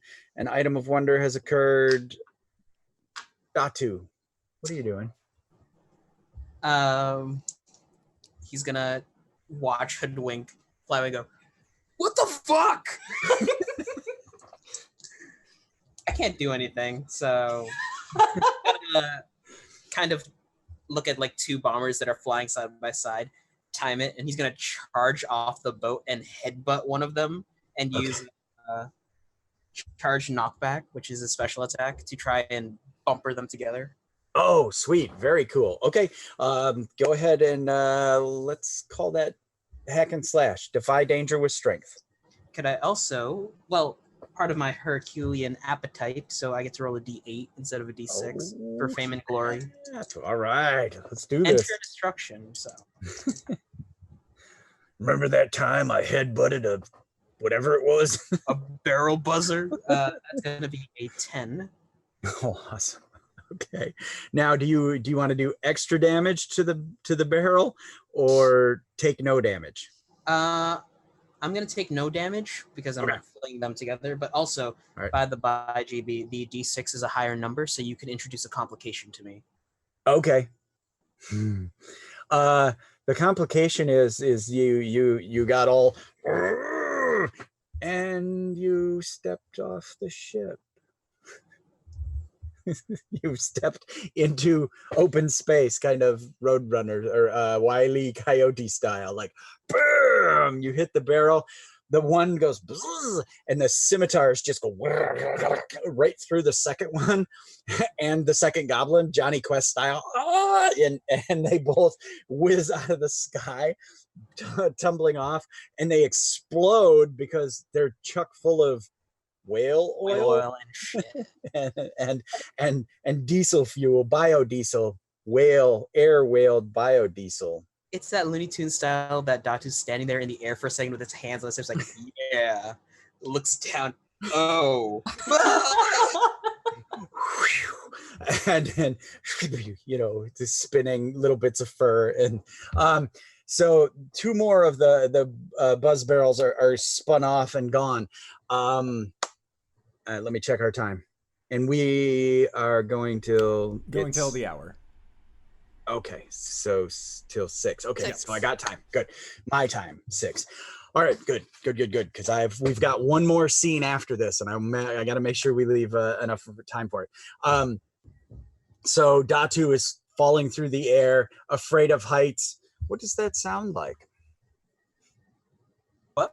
What does that sound like now that Datu has realized his greatest fear? He is flying. He is a ton worth of flying buffalo. We're like over open water, right? Because we landed. Yep. It's like, ah! All right. So it is panic. He does panic, or does he resolve to his fate? He panics. He's in the air. Okay. All right. Okay. I just wanted to know. Okay. Anybody who hasn't acted recently, I hate to cut people out, but generally in Dungeon World, you just keep going with the story, but I don't want to leave anyone behind or feel like they're out of the scene. So Pi and Manny have to go. Pi and Manny. Okay. I was going to say, with Hoodwink doing her Naruto run and then spiral jump up onto one of these buzzer barrels and continuing to fly off, I would like to assume that maybe the hat came off and it like rested down onto the deck. So Manny is going to take the opportunity to then go over and pick up the hat that was his previously and like kind of does a little aside and tucks it into his things.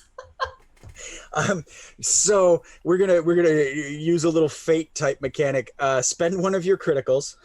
Okay. And yes, the hat has blown from Hoodwink's head and wafted to the deck where you take possession of your hat. Yes. It is returned to me, its rightful owner. And then I will Oh gods, I can't. Okay, so I will then try and just steer the ship with my All right. tiny little pangolin hands. Just I Leave will. your If anything, holding on. I am wrapping up the side of it and kind of like trying to get it from the reverse angle using my tail to grab hold of one of the spokes and then move them so it's just me like shaking my butt at this large wheel in the hopes that maybe we don't die. And so I'm assuming you're going to try to keep the ship as you're flying through the air from this Hulk's massive claws coming at you. Yes. Give me a roll plus dex. Oh boy. That's a 6. Oh, a failure. Yep. Okay. Two massive claws crunch into the side of the deck and begin pulling the governor's daughter towards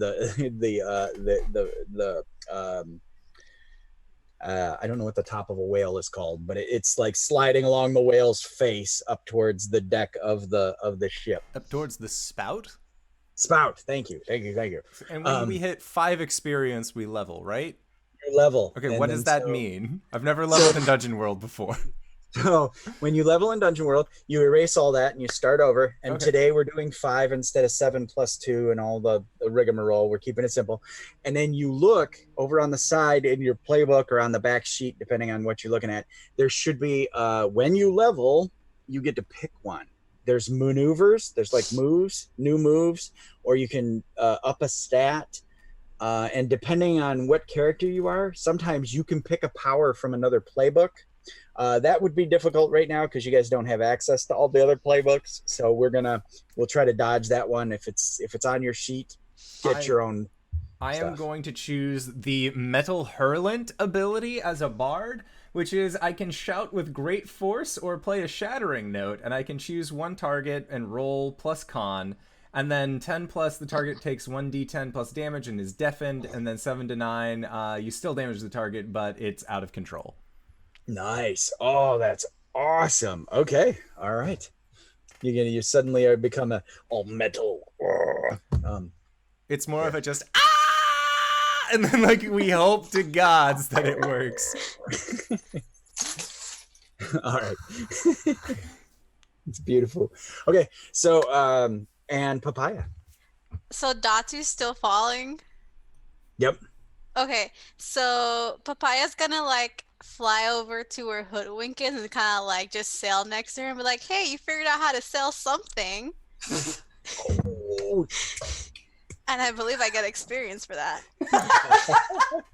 With the hair flip. So good. I totally saw like a wing over beforehand too. Like she wung over, and I was all, "Oh, she's gonna save Datu." No, fuck that. No, wait, I got things to do. She's gonna see that Datu fell. She's like, "Well," and she's gonna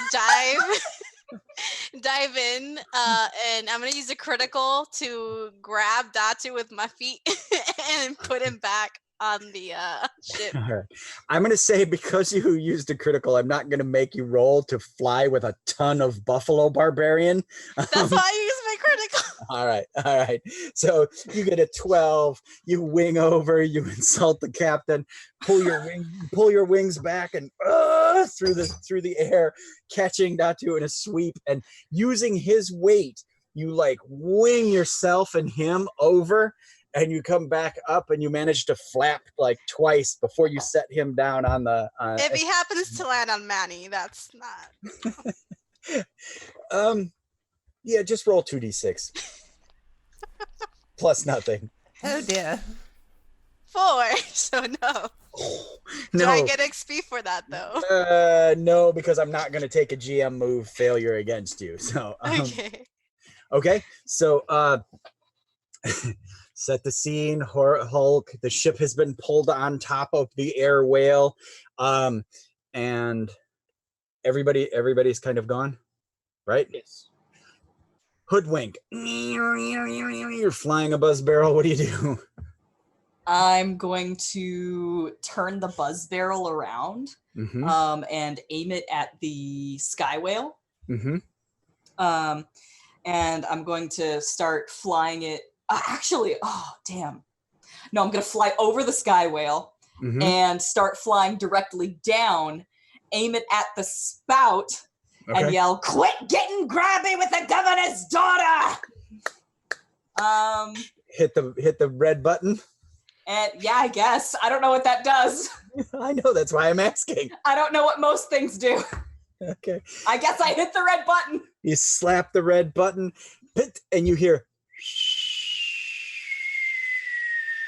and you notice that there's a little blink metal arrowhead, but it's big, comes off, and it's smoking and spinning. And as it's spinning, it's whistling, and it's heading for the spout of the whale. Roll me a volley roll. Now, a volley is dex? Yes. Okay. That's going to be 13. Okay. It goes into the spout, and boom, explodes. These are little rockets that come off the buzz barrel. and so it whizzes itself, smoking and spinning, into the spout. A perfect shot. It's like those Japanese, camera things on American ships, and it's right down the smoke pipe, basically, and explodes, and the air whale rocks. Anyone on board the ship, the ship is tilting. It shudders throughout the entire village, or the structure, and parts of the structure just fall off, like just crack and snap and fall away into the ocean. Hoodwink, Manny, what do you do? So the ship is being rocked? Currently? Yeah. Oh. Yeah, you suddenly you heard an explosion, and suddenly everything seems to be shaking. All right. I have a solid question, which is, how quickly do the catchers work? Like the wings and everything. No, the wings on our ship. Oh, they're out. They're always they run like along the keel. Yeah. And so they're made of like a crystalline kind of thing. And so you've been dragged up on there. As long as you are set free from it, the ship will float, as long as it has power. Yes. So what my idea was that if we bring in the side bits, so then we become just a regular ship and not a flying ship, then the weight of our ship would drop us below the sky whale, possibly out of the range of its claws, and then after we get underneath, then pop it. Or are we... Okay. It already has you and has dragged you on top of it's dragging you on top of the whale. You are in that, it clamped on and pulled you in already. So Okay. you are in its grasp. boarded. I am going to start shrieking as loudly as I can and use my new metal hurlant ability and see if I can target one of the claws that currently has us clamped, so that way if I am successful, maybe it will break. Yeah. Let's do this. Well, I don't have any more criticals left for me, so I am going to be hoping for the best. So, all right. Yeah. That is an 11. Well, kick ass. So, what's your metal hurlant sound like? And it's just his little claws, him looking absolutely terrified towards this, just And you notice that the vibrations start rattling this claw that's hooked on, and the bolts kind of like shatter, like kind of start to crack and rattle themselves out, and they cling, and the two ends of claw just kind of come off of that claw, and the arm just kind of sort of flops to the deck of the Hulk, and one claw is free. All righty. That was all that I could do, was just shriek. All right. Very nervously. Papaya or Datu? Can I get to the deck of the Hulk?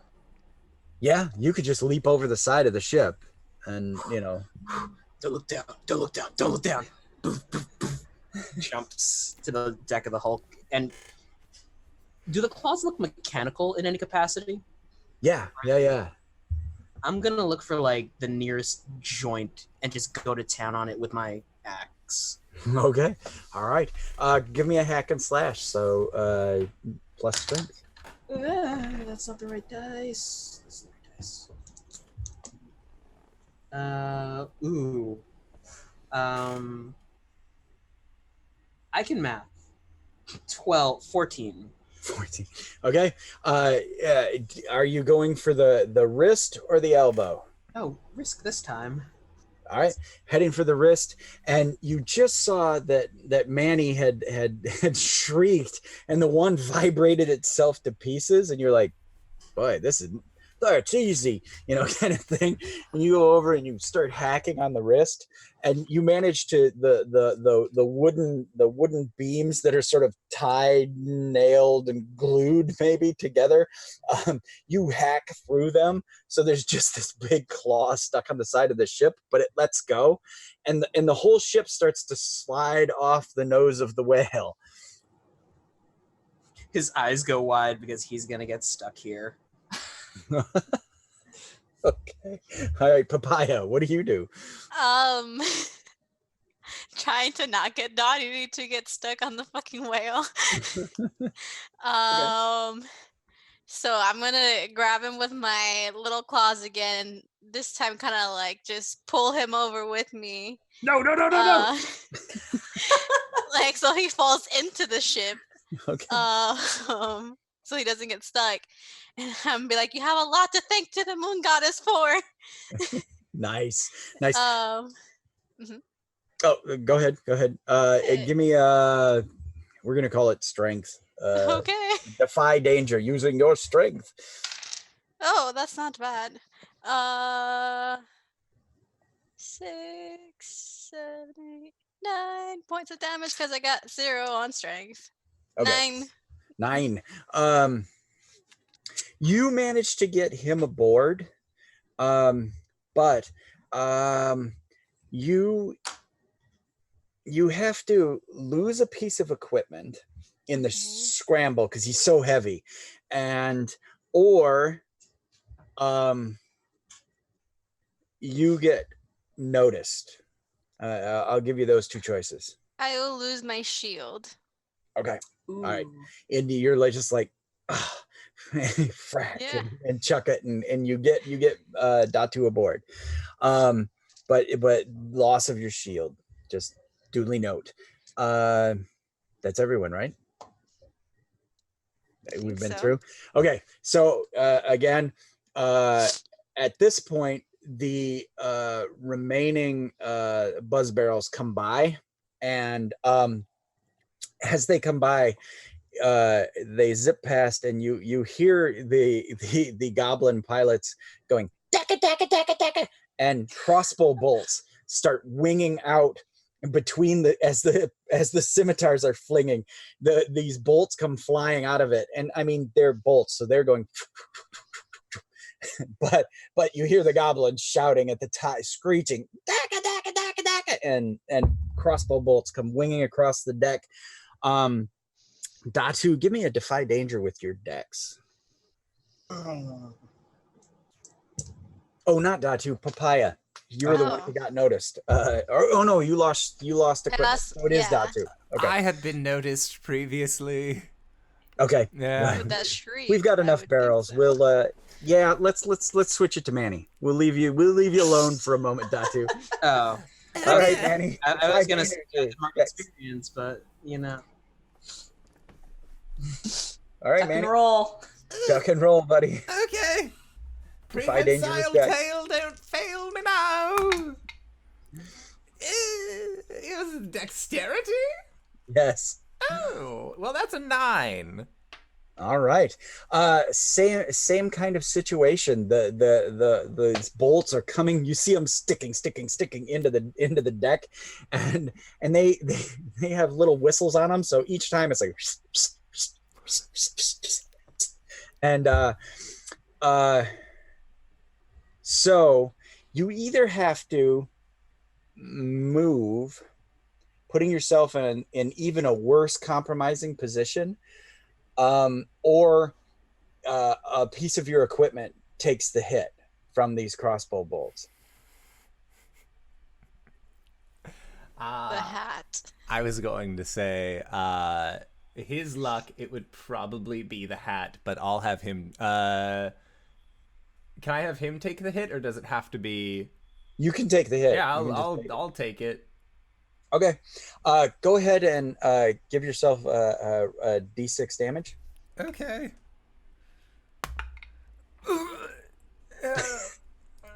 I'm at 2 now.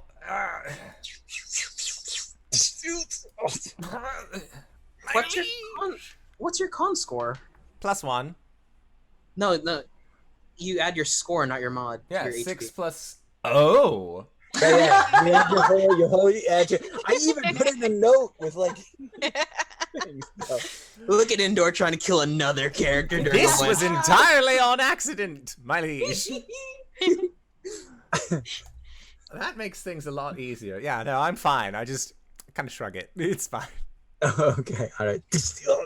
Did that get the hat? You look in your pocket. There's a little, there's a tasteful nick on it now. Ooh, Nice. Nice. A little more rakish than it was. All right. With that, the governor's daughter, slides off the nose of the Hulk and takes to the air as the air whale itself is like shuddering and basically it's basically got a sinus full of exploded poop smoke and gunpowder, so saltpeter and sulfur, and so it's like shuddering and kind of flying funny. And like I said, this village that they erected on it is kind of starting to come apart. Manny,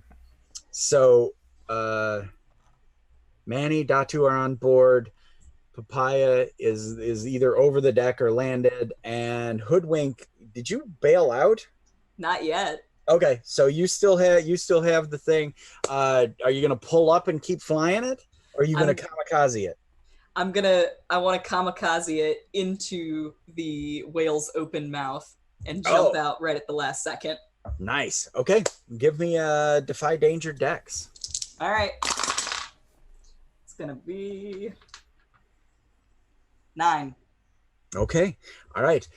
You buzzed. You dropped your bomb into its spout, all Luke Skywalker style. There you go, kid. And then you do like a wing over, and you come whipping around as your ship has now taken flight, floating here. You rip down, and you're buzzing in. You're gonna make it, but you have to put yourself in danger. You're not going to get away scot-clean.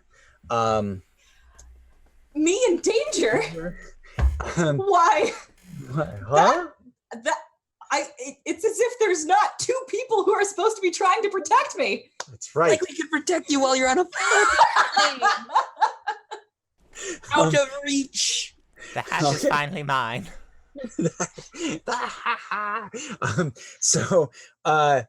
You aren't going to make it out. You are going to be in the maw of the air whale. But you wing away, and you see the buzz barrel fly in, and the scimitar's just like ripping through up into the side of the thing, and now it's smoking, and it spins out of control, and it bursts into flames. This whale's gonna have heartburn. And you find yourself standing upon the tongue of this thing, and you're hearing it's howling in pain. And you guys are lucky you don't have a druid, because the druid would want to save the air whale. But Hoodwink, you're now standing upon the tongue of an air whale. What do you do? Oh, Datu, what do you got? Oh, if Datu sees this, he's gonna run up to the helm, butt Manny off, and kick the wheel to make the boat turn like 360. All right.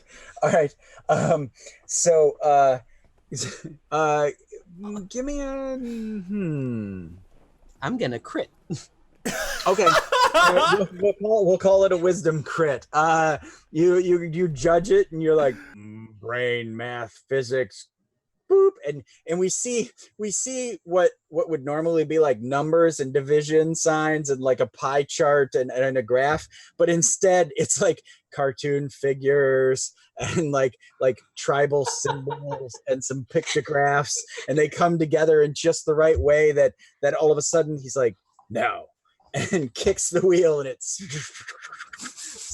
Then the ship goes whirling around sideways. Manny on the wheel, so he's spinning around on it. Yes. Yes. Sure. I was Sure. totally thinking that was the same way. Just my liege. Just Yeah. Okay. All right. And then the ship kind of slides along and smashes into the whale's face a bit. And Hoodwink, you are afforded an opportunity to not roll to get out of this because you have your super jump. Datu, you always have my back when things go wrong. I know. I take an XP Take for a that. exactly it. And you super jump on. How do you do Jumping this? Geppetto! She jumps out. Perfect. Crushing Manny's dreams as he spins and nearly vomits upon the wheel. As you see this, the air whale, it begins to descend and lilt, and there were huts that weren't attached. They were just huts who were built on this platform because an air whale doesn't generally turn over. And you see the huts sliding. You see orc warriors like lunging spears at you guys, and the couple remaining buzz barrels come whipping past, throwing daka daka daka at you guys, and one of them slaps the barrel, the big red button. A bomb is headed for the governor's daughter. What do you do? Can I fly, grab it, and redirect it? Nice. Certainly may try. Roll defy danger plus your dex. I'm gonna use the crit, my last crit. I want to redirect it into the well if I can. Oh, okay. Into the whale itself or into the village? Or into one of the buzz barrels? Just giving you options. How many bus barrels are left? 3? I think there were 6. I will redirect it into one of the bus barrels. All right. Okay. So what does that look like, or how do you do it? Because it fires off and it's. So Papaya's gonna fly up to it, grab it with her little claws, kind of spin it around, and just throw it at at another bus barrel that she sees. All right, and as you snatch it up, it's moving of its own power, like rocket firing out of the back. And you notice that it's got a face painted on it. It's all red and yellows. It's got a face, and it says ROKKIT, rocket, on it. And you grab it, and it carries you around in a couple circles. But then you're like, wah, and you let it go, and this other barrel's coming, and he's like daka daka daka, and he's firing these crossbow bolts at you, and they're whizzing past you, and then he goes, ah, crap, and he's blown out of the sky, big powder, massive explosion, bits flying down, and you manage to get back to the ship. You zip in and land, and you guys realize there's just the buzz barrels left, and at this point they seem to be circling back around towards the air whale as you begin to fly away. Do you wish to continue the engagement? no. No. No. I was gonna say, from when Datu kicked Manny on the wheel to make him spin, if after he shot out, the hat kind of came out of where he had tucked it away for safekeeping, and when Hoodwink lands on deck, just my hat, picks it back up again. I was waiting for that, actually. And so Hoodwink, it blows away as you're spinning by, the hat, and it slow-mo flutters in the wind away. Hoodwink lands with a flourish, and the hat goes and lands on her hand. Oh, and she flips it all stylish between her feathery fingers and puts it back upon her head.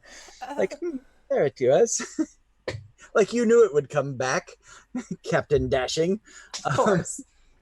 And you guys, sail across the sky as the sun is beginning to set for the evening. And I'm going to give you all experience. I'm going to give you all 2 experience. 1 for encountering a legendary creature, and 2 for the second one for successfully completing the scene. I leveled up. Woo! So did I. I'm taking Underdog, which gives me +1 armor when I'm outnumbered. I'm also taking Underdog. I'm taking Invigorate, which when I heal someone, they take a +2 forward to their damage. Oh, nice. So they do more damage, I think is what they're saying. Okay. All right.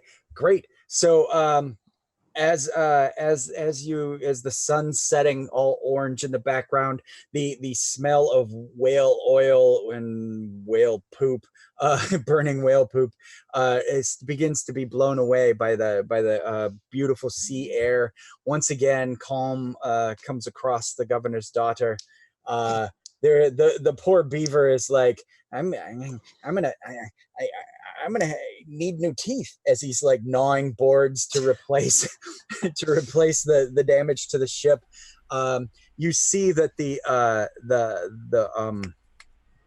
the possum is like, no, don't pull the claw in. He's trying to salvage the claw for the metal or something.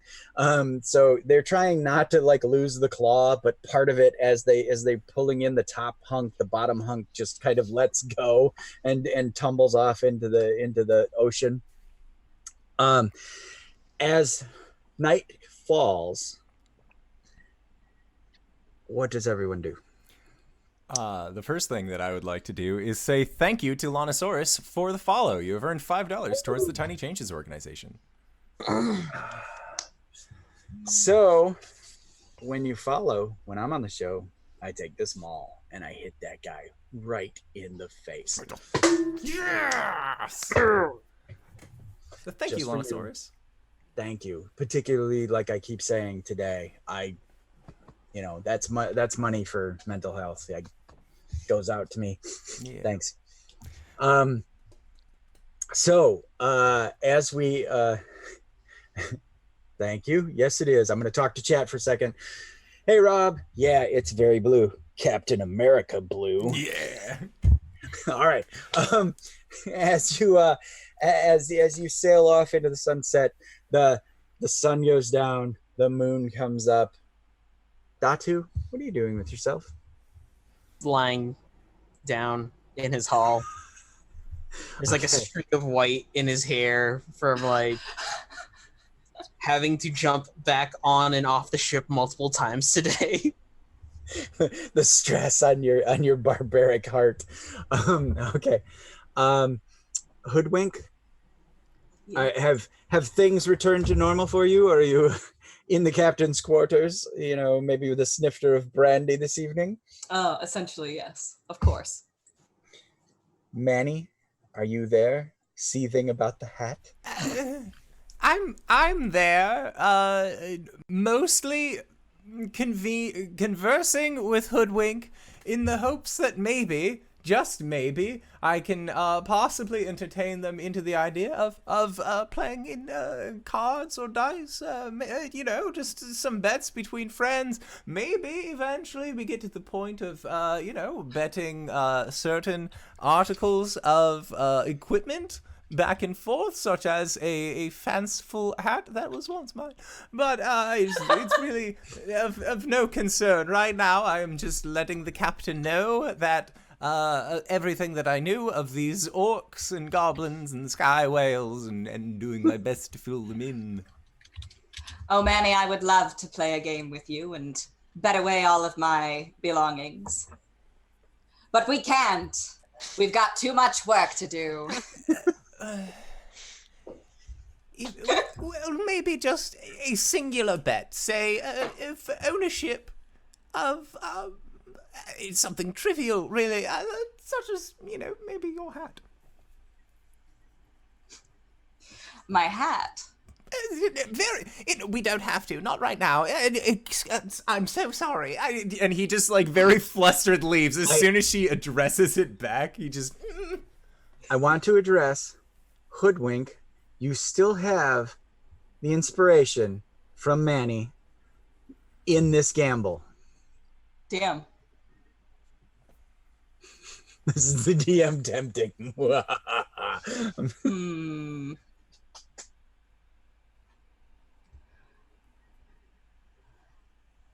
Very well, Manny. We can make a gamble.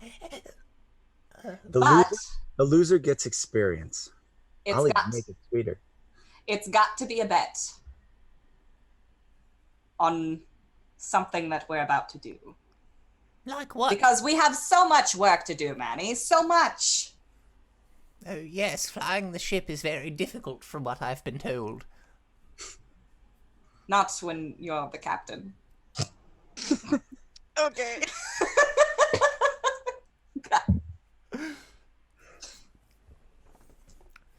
What bet do you want to make? What would you like to wager? I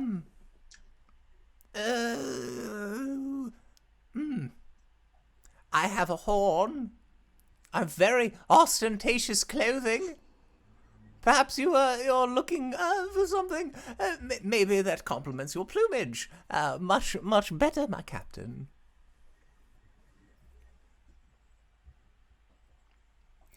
Very well. I have heard that the clothes that I wear and the hat that you wear upon your head they seem to have been paired for each other. Very well. My hat against your horn. Excellent, sire. You do realize I'm not any sort of royalty. Why do you say that? Always. Because when I was still teaching lordlings, it would get rather ugly if I didn't remember to call everybody by proper titles. So now I just do it almost out of a nervous tick. I see. So, guys. I suppose that is the way most things are decided. Motherfucker, I rolled a 2. 6. So I just begrudgingly hand over my critical. horn. You No. could use a critical. Nope. No? I don't have any. Yeah. How you done? Oh, you used all your criticals, Yeah, did no, you? I started off with less than you guys did for this. So yeah, I got 2. Which means that me helping you allowed you to do better than me in general. Oh, that actually, yeah, that would be an 8 then. So as Manny begins to begrudgingly hand the horn over, Hoodwink is just going to reach over with her wing and just like put a wing over it and kind of push it back towards him and say, Actually, if you would like to keep your horn, you could just promise never to lie to me again. Of course, my liege. Wait, are you lying now? No! I wouldn't dream of it. Excellent. Totally. Well, today has been a good day. Of course, my liege. Always a wonderful day in the sky.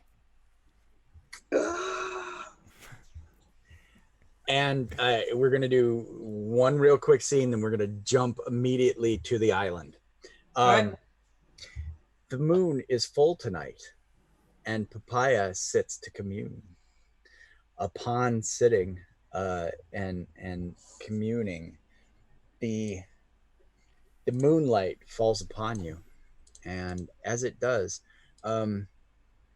you realize that a wait, you're a fruit bat, huh? Okay. You as you're communing with the moon goddess, you realize that you look down, and lo and behold, there's a half dozen papayas in front of you. And these papayas, they are resplendent. They seem to be perfect papayas. Where did they come from? What do they do? What do you do? I'm gonna put all of them in my bag except one. Okay. And she's just gonna eat it. All right. So There's a reason her name's Papaya. and you dig your little bat face into this papaya, and you realize that as you're doing it, all would be healed. Every wound, any disease, even a lost limb would be returned. These are directly from the moon goddess, and they are her bounty. I knew she liked me. Someone liked you. You should thank the donors. Thank you, donors, aka my moon goddess. Woo! An anonymous moon goddess. Anonymous moon goddess. Right now, someone's out there getting a new tat. Moon goddess. An All anonymous goddess is the name of my new band. Dude, yeah. Someone send that to us somewhere in a chat or Twitter. Okay, so we have 10 minutes. So we're gonna jump forward. Leap scene. We ended up in this volcanic island of mostly obsidian, shining black in the distance. Cut to the battle. You are standing upon a ledge. Molten lava falls 100 feet and splashes and spatters into a pool that you're standing next to. This creature of multiple faces and pinkish skin. Oh, it's horrible. This must be one of those humans or something, except instead of hands like you've heard or like some of you have, it has one hand, but the one hand has 5 fingers. Ugh, gross. It's just unnatural. 4 fingers, 3 fingers and a thumb, that's all right. 2 fingers and a thumb, that's cool. But 5? Just wiggly and weird. And then the other is this long tubular arm with a hook upon it. We're going to, again, because we have but a few minutes left, we are going to say your initial attacks upon it came in, and using the rest of your criticals. So we're going to wipe the slate clean of criticals. You manage to score hits upon it, but when you hit it, its blood bursts forward in like a red mist, a red steam that lands upon you, or you breathe in, and you find yourself fighting the anger, and you realize that attacking this creature cannot defeat it. All it's going to do is turn you upon each other in anger and rage. Go ahead, Datu. Did you have something? Can I use my critical just to use my charge and knockback and knock it off into the lava? Yes, you can. And it's flung into the lava, and it seems to get very angry. And it stands up and it steps from the lava, and its flesh has been singed away, and its bones still seem to be together, but it, through sheer hate, it begins to regenerate and come back into a fleshy form. It would appear that, again, this kind of physical attack cannot destroy the hate. Hate cannot destroy hate. It only makes more hate. And this thing seems to get stronger. I want to try and heal it. Biggity bam. Roll me some dice. Okay, so I'm going to use an arcane art in the hopes that it works. Hey, that is that's a 9. It Okay. works, but my magic reverberates to other targets, or it draws unwanted attention. Up to you. You heal it, and it rages at you, and that long languous arm with the hook comes winging over its head and slings out at you. Defy danger with dexterity. Okay. That is a 9. Okay, you duck it, and you're like, how does Manny duck? He pops into a ball and just drops onto the ground very quick. And because you rolled a 9, the hook wings past you. Which of your companions does it snag? Obviously, Papaya. Papaya, obviously. The hook snatches you, Papaya, and snaps you into the creature, and you slam into it, and its multiple faces bite into you. Wow. Please take 3d6 damage. Oh no! Ow. Also, face If on. I survive this, I'm gonna get you back for this, Manny. That's all she says, like staring back at You didn't know it was me. I just ducked. Suit on. Just like dead-eyed glaring at Oh Manny. no! I rolled well. Oh The moon goddess is a goddess of vengeance, we now find out. no! So that's 15 points of damage to me. Ooh, she's not looking so hot. These bite into you, and you're filled with pain, and now you feel rage. God damn that Manny, I must kill him. I have 6 hit points, guys. But you did notice, Manny, the healing shrank the thing. It became smaller, and its languous arm became shorter, and the pink that had grown to red when it had been butted into the lava is more back to pink. Can I shove a papaya into one of its mouth? Not this papaya, but another papaya. Sure. Sure. A good papaya? Yeah. Can I run in and do a dazzling flourish to help her do that? Sure. I would also like to put it into a full Nelson. All right. Hug it. Give it. Hug it. Bring it in, big guy. It's okay. It's okay. The sun's going down, big guy. That's going down. An Avenger reference that gives you an experience point right off the bat. So you just want to mark that. And then so let us begin. Hoodwink, our captain. Yeah. You dazzle. Someone just roll me 2d6. I can do that. 7. Okay.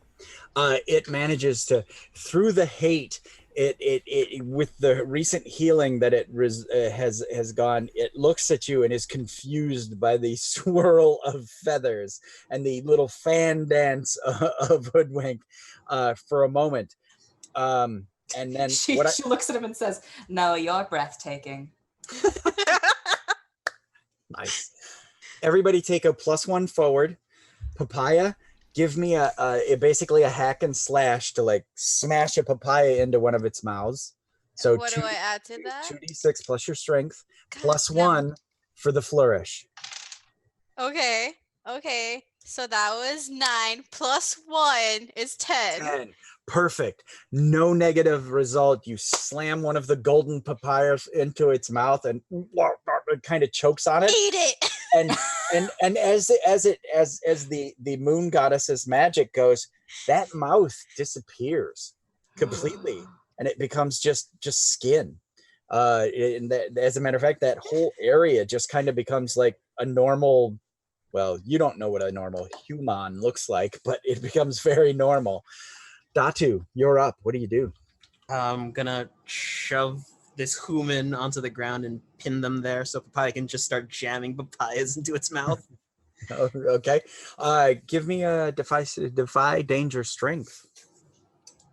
Would this also give me a +1 because I do have great strength? Yeah, we'll give you +2 in this. Go ahead. Because you have one for the flourish and one for just being massive. That's 4 plus 2, 10. Okay. Again, no repercussions. None of the mouths snap out at you.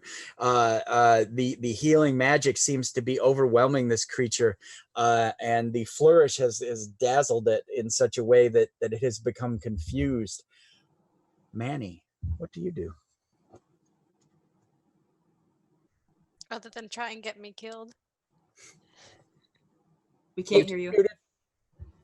I would like to heal this creature if I can.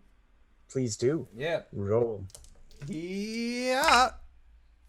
Well, you said there was a +1 moving forward, so that's a total of 8.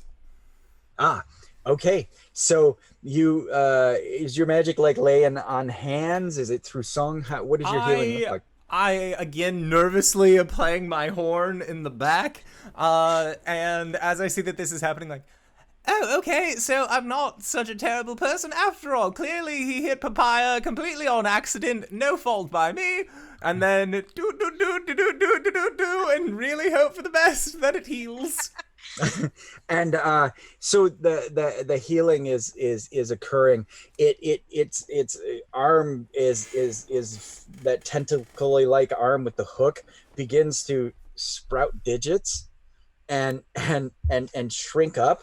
But in that last second, it flicks and hits your horn out of your hands, which wings through the air and goes into the lava and is gone. Because you rolled an 8. But your healing magic occurs and its skin comes back, and through all of your guys' compassion and healing and caring, you helper animals, as it were, you have made the first real human to exist on the planet. They are just a normal person, and because of your caring, they will begin the human race here upon the world. Can I do one last thing? Sure. Me too. Kill patient 0. I was gonna say, I picked him up and throw him in the lava. Manny, your compassion, you sublime scabrous swab, your compassion has surely saved us all today. And so it is with great honor that I bestow this hat onto the first human.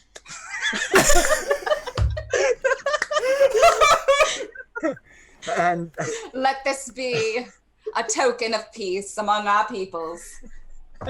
and the first human sits up, wiping the tears from its eyes, and it says, I don't know why I was so angry. All of you have helped me. I love you all. Oh, And we that is love so you kind. too. Someone get this man some pants.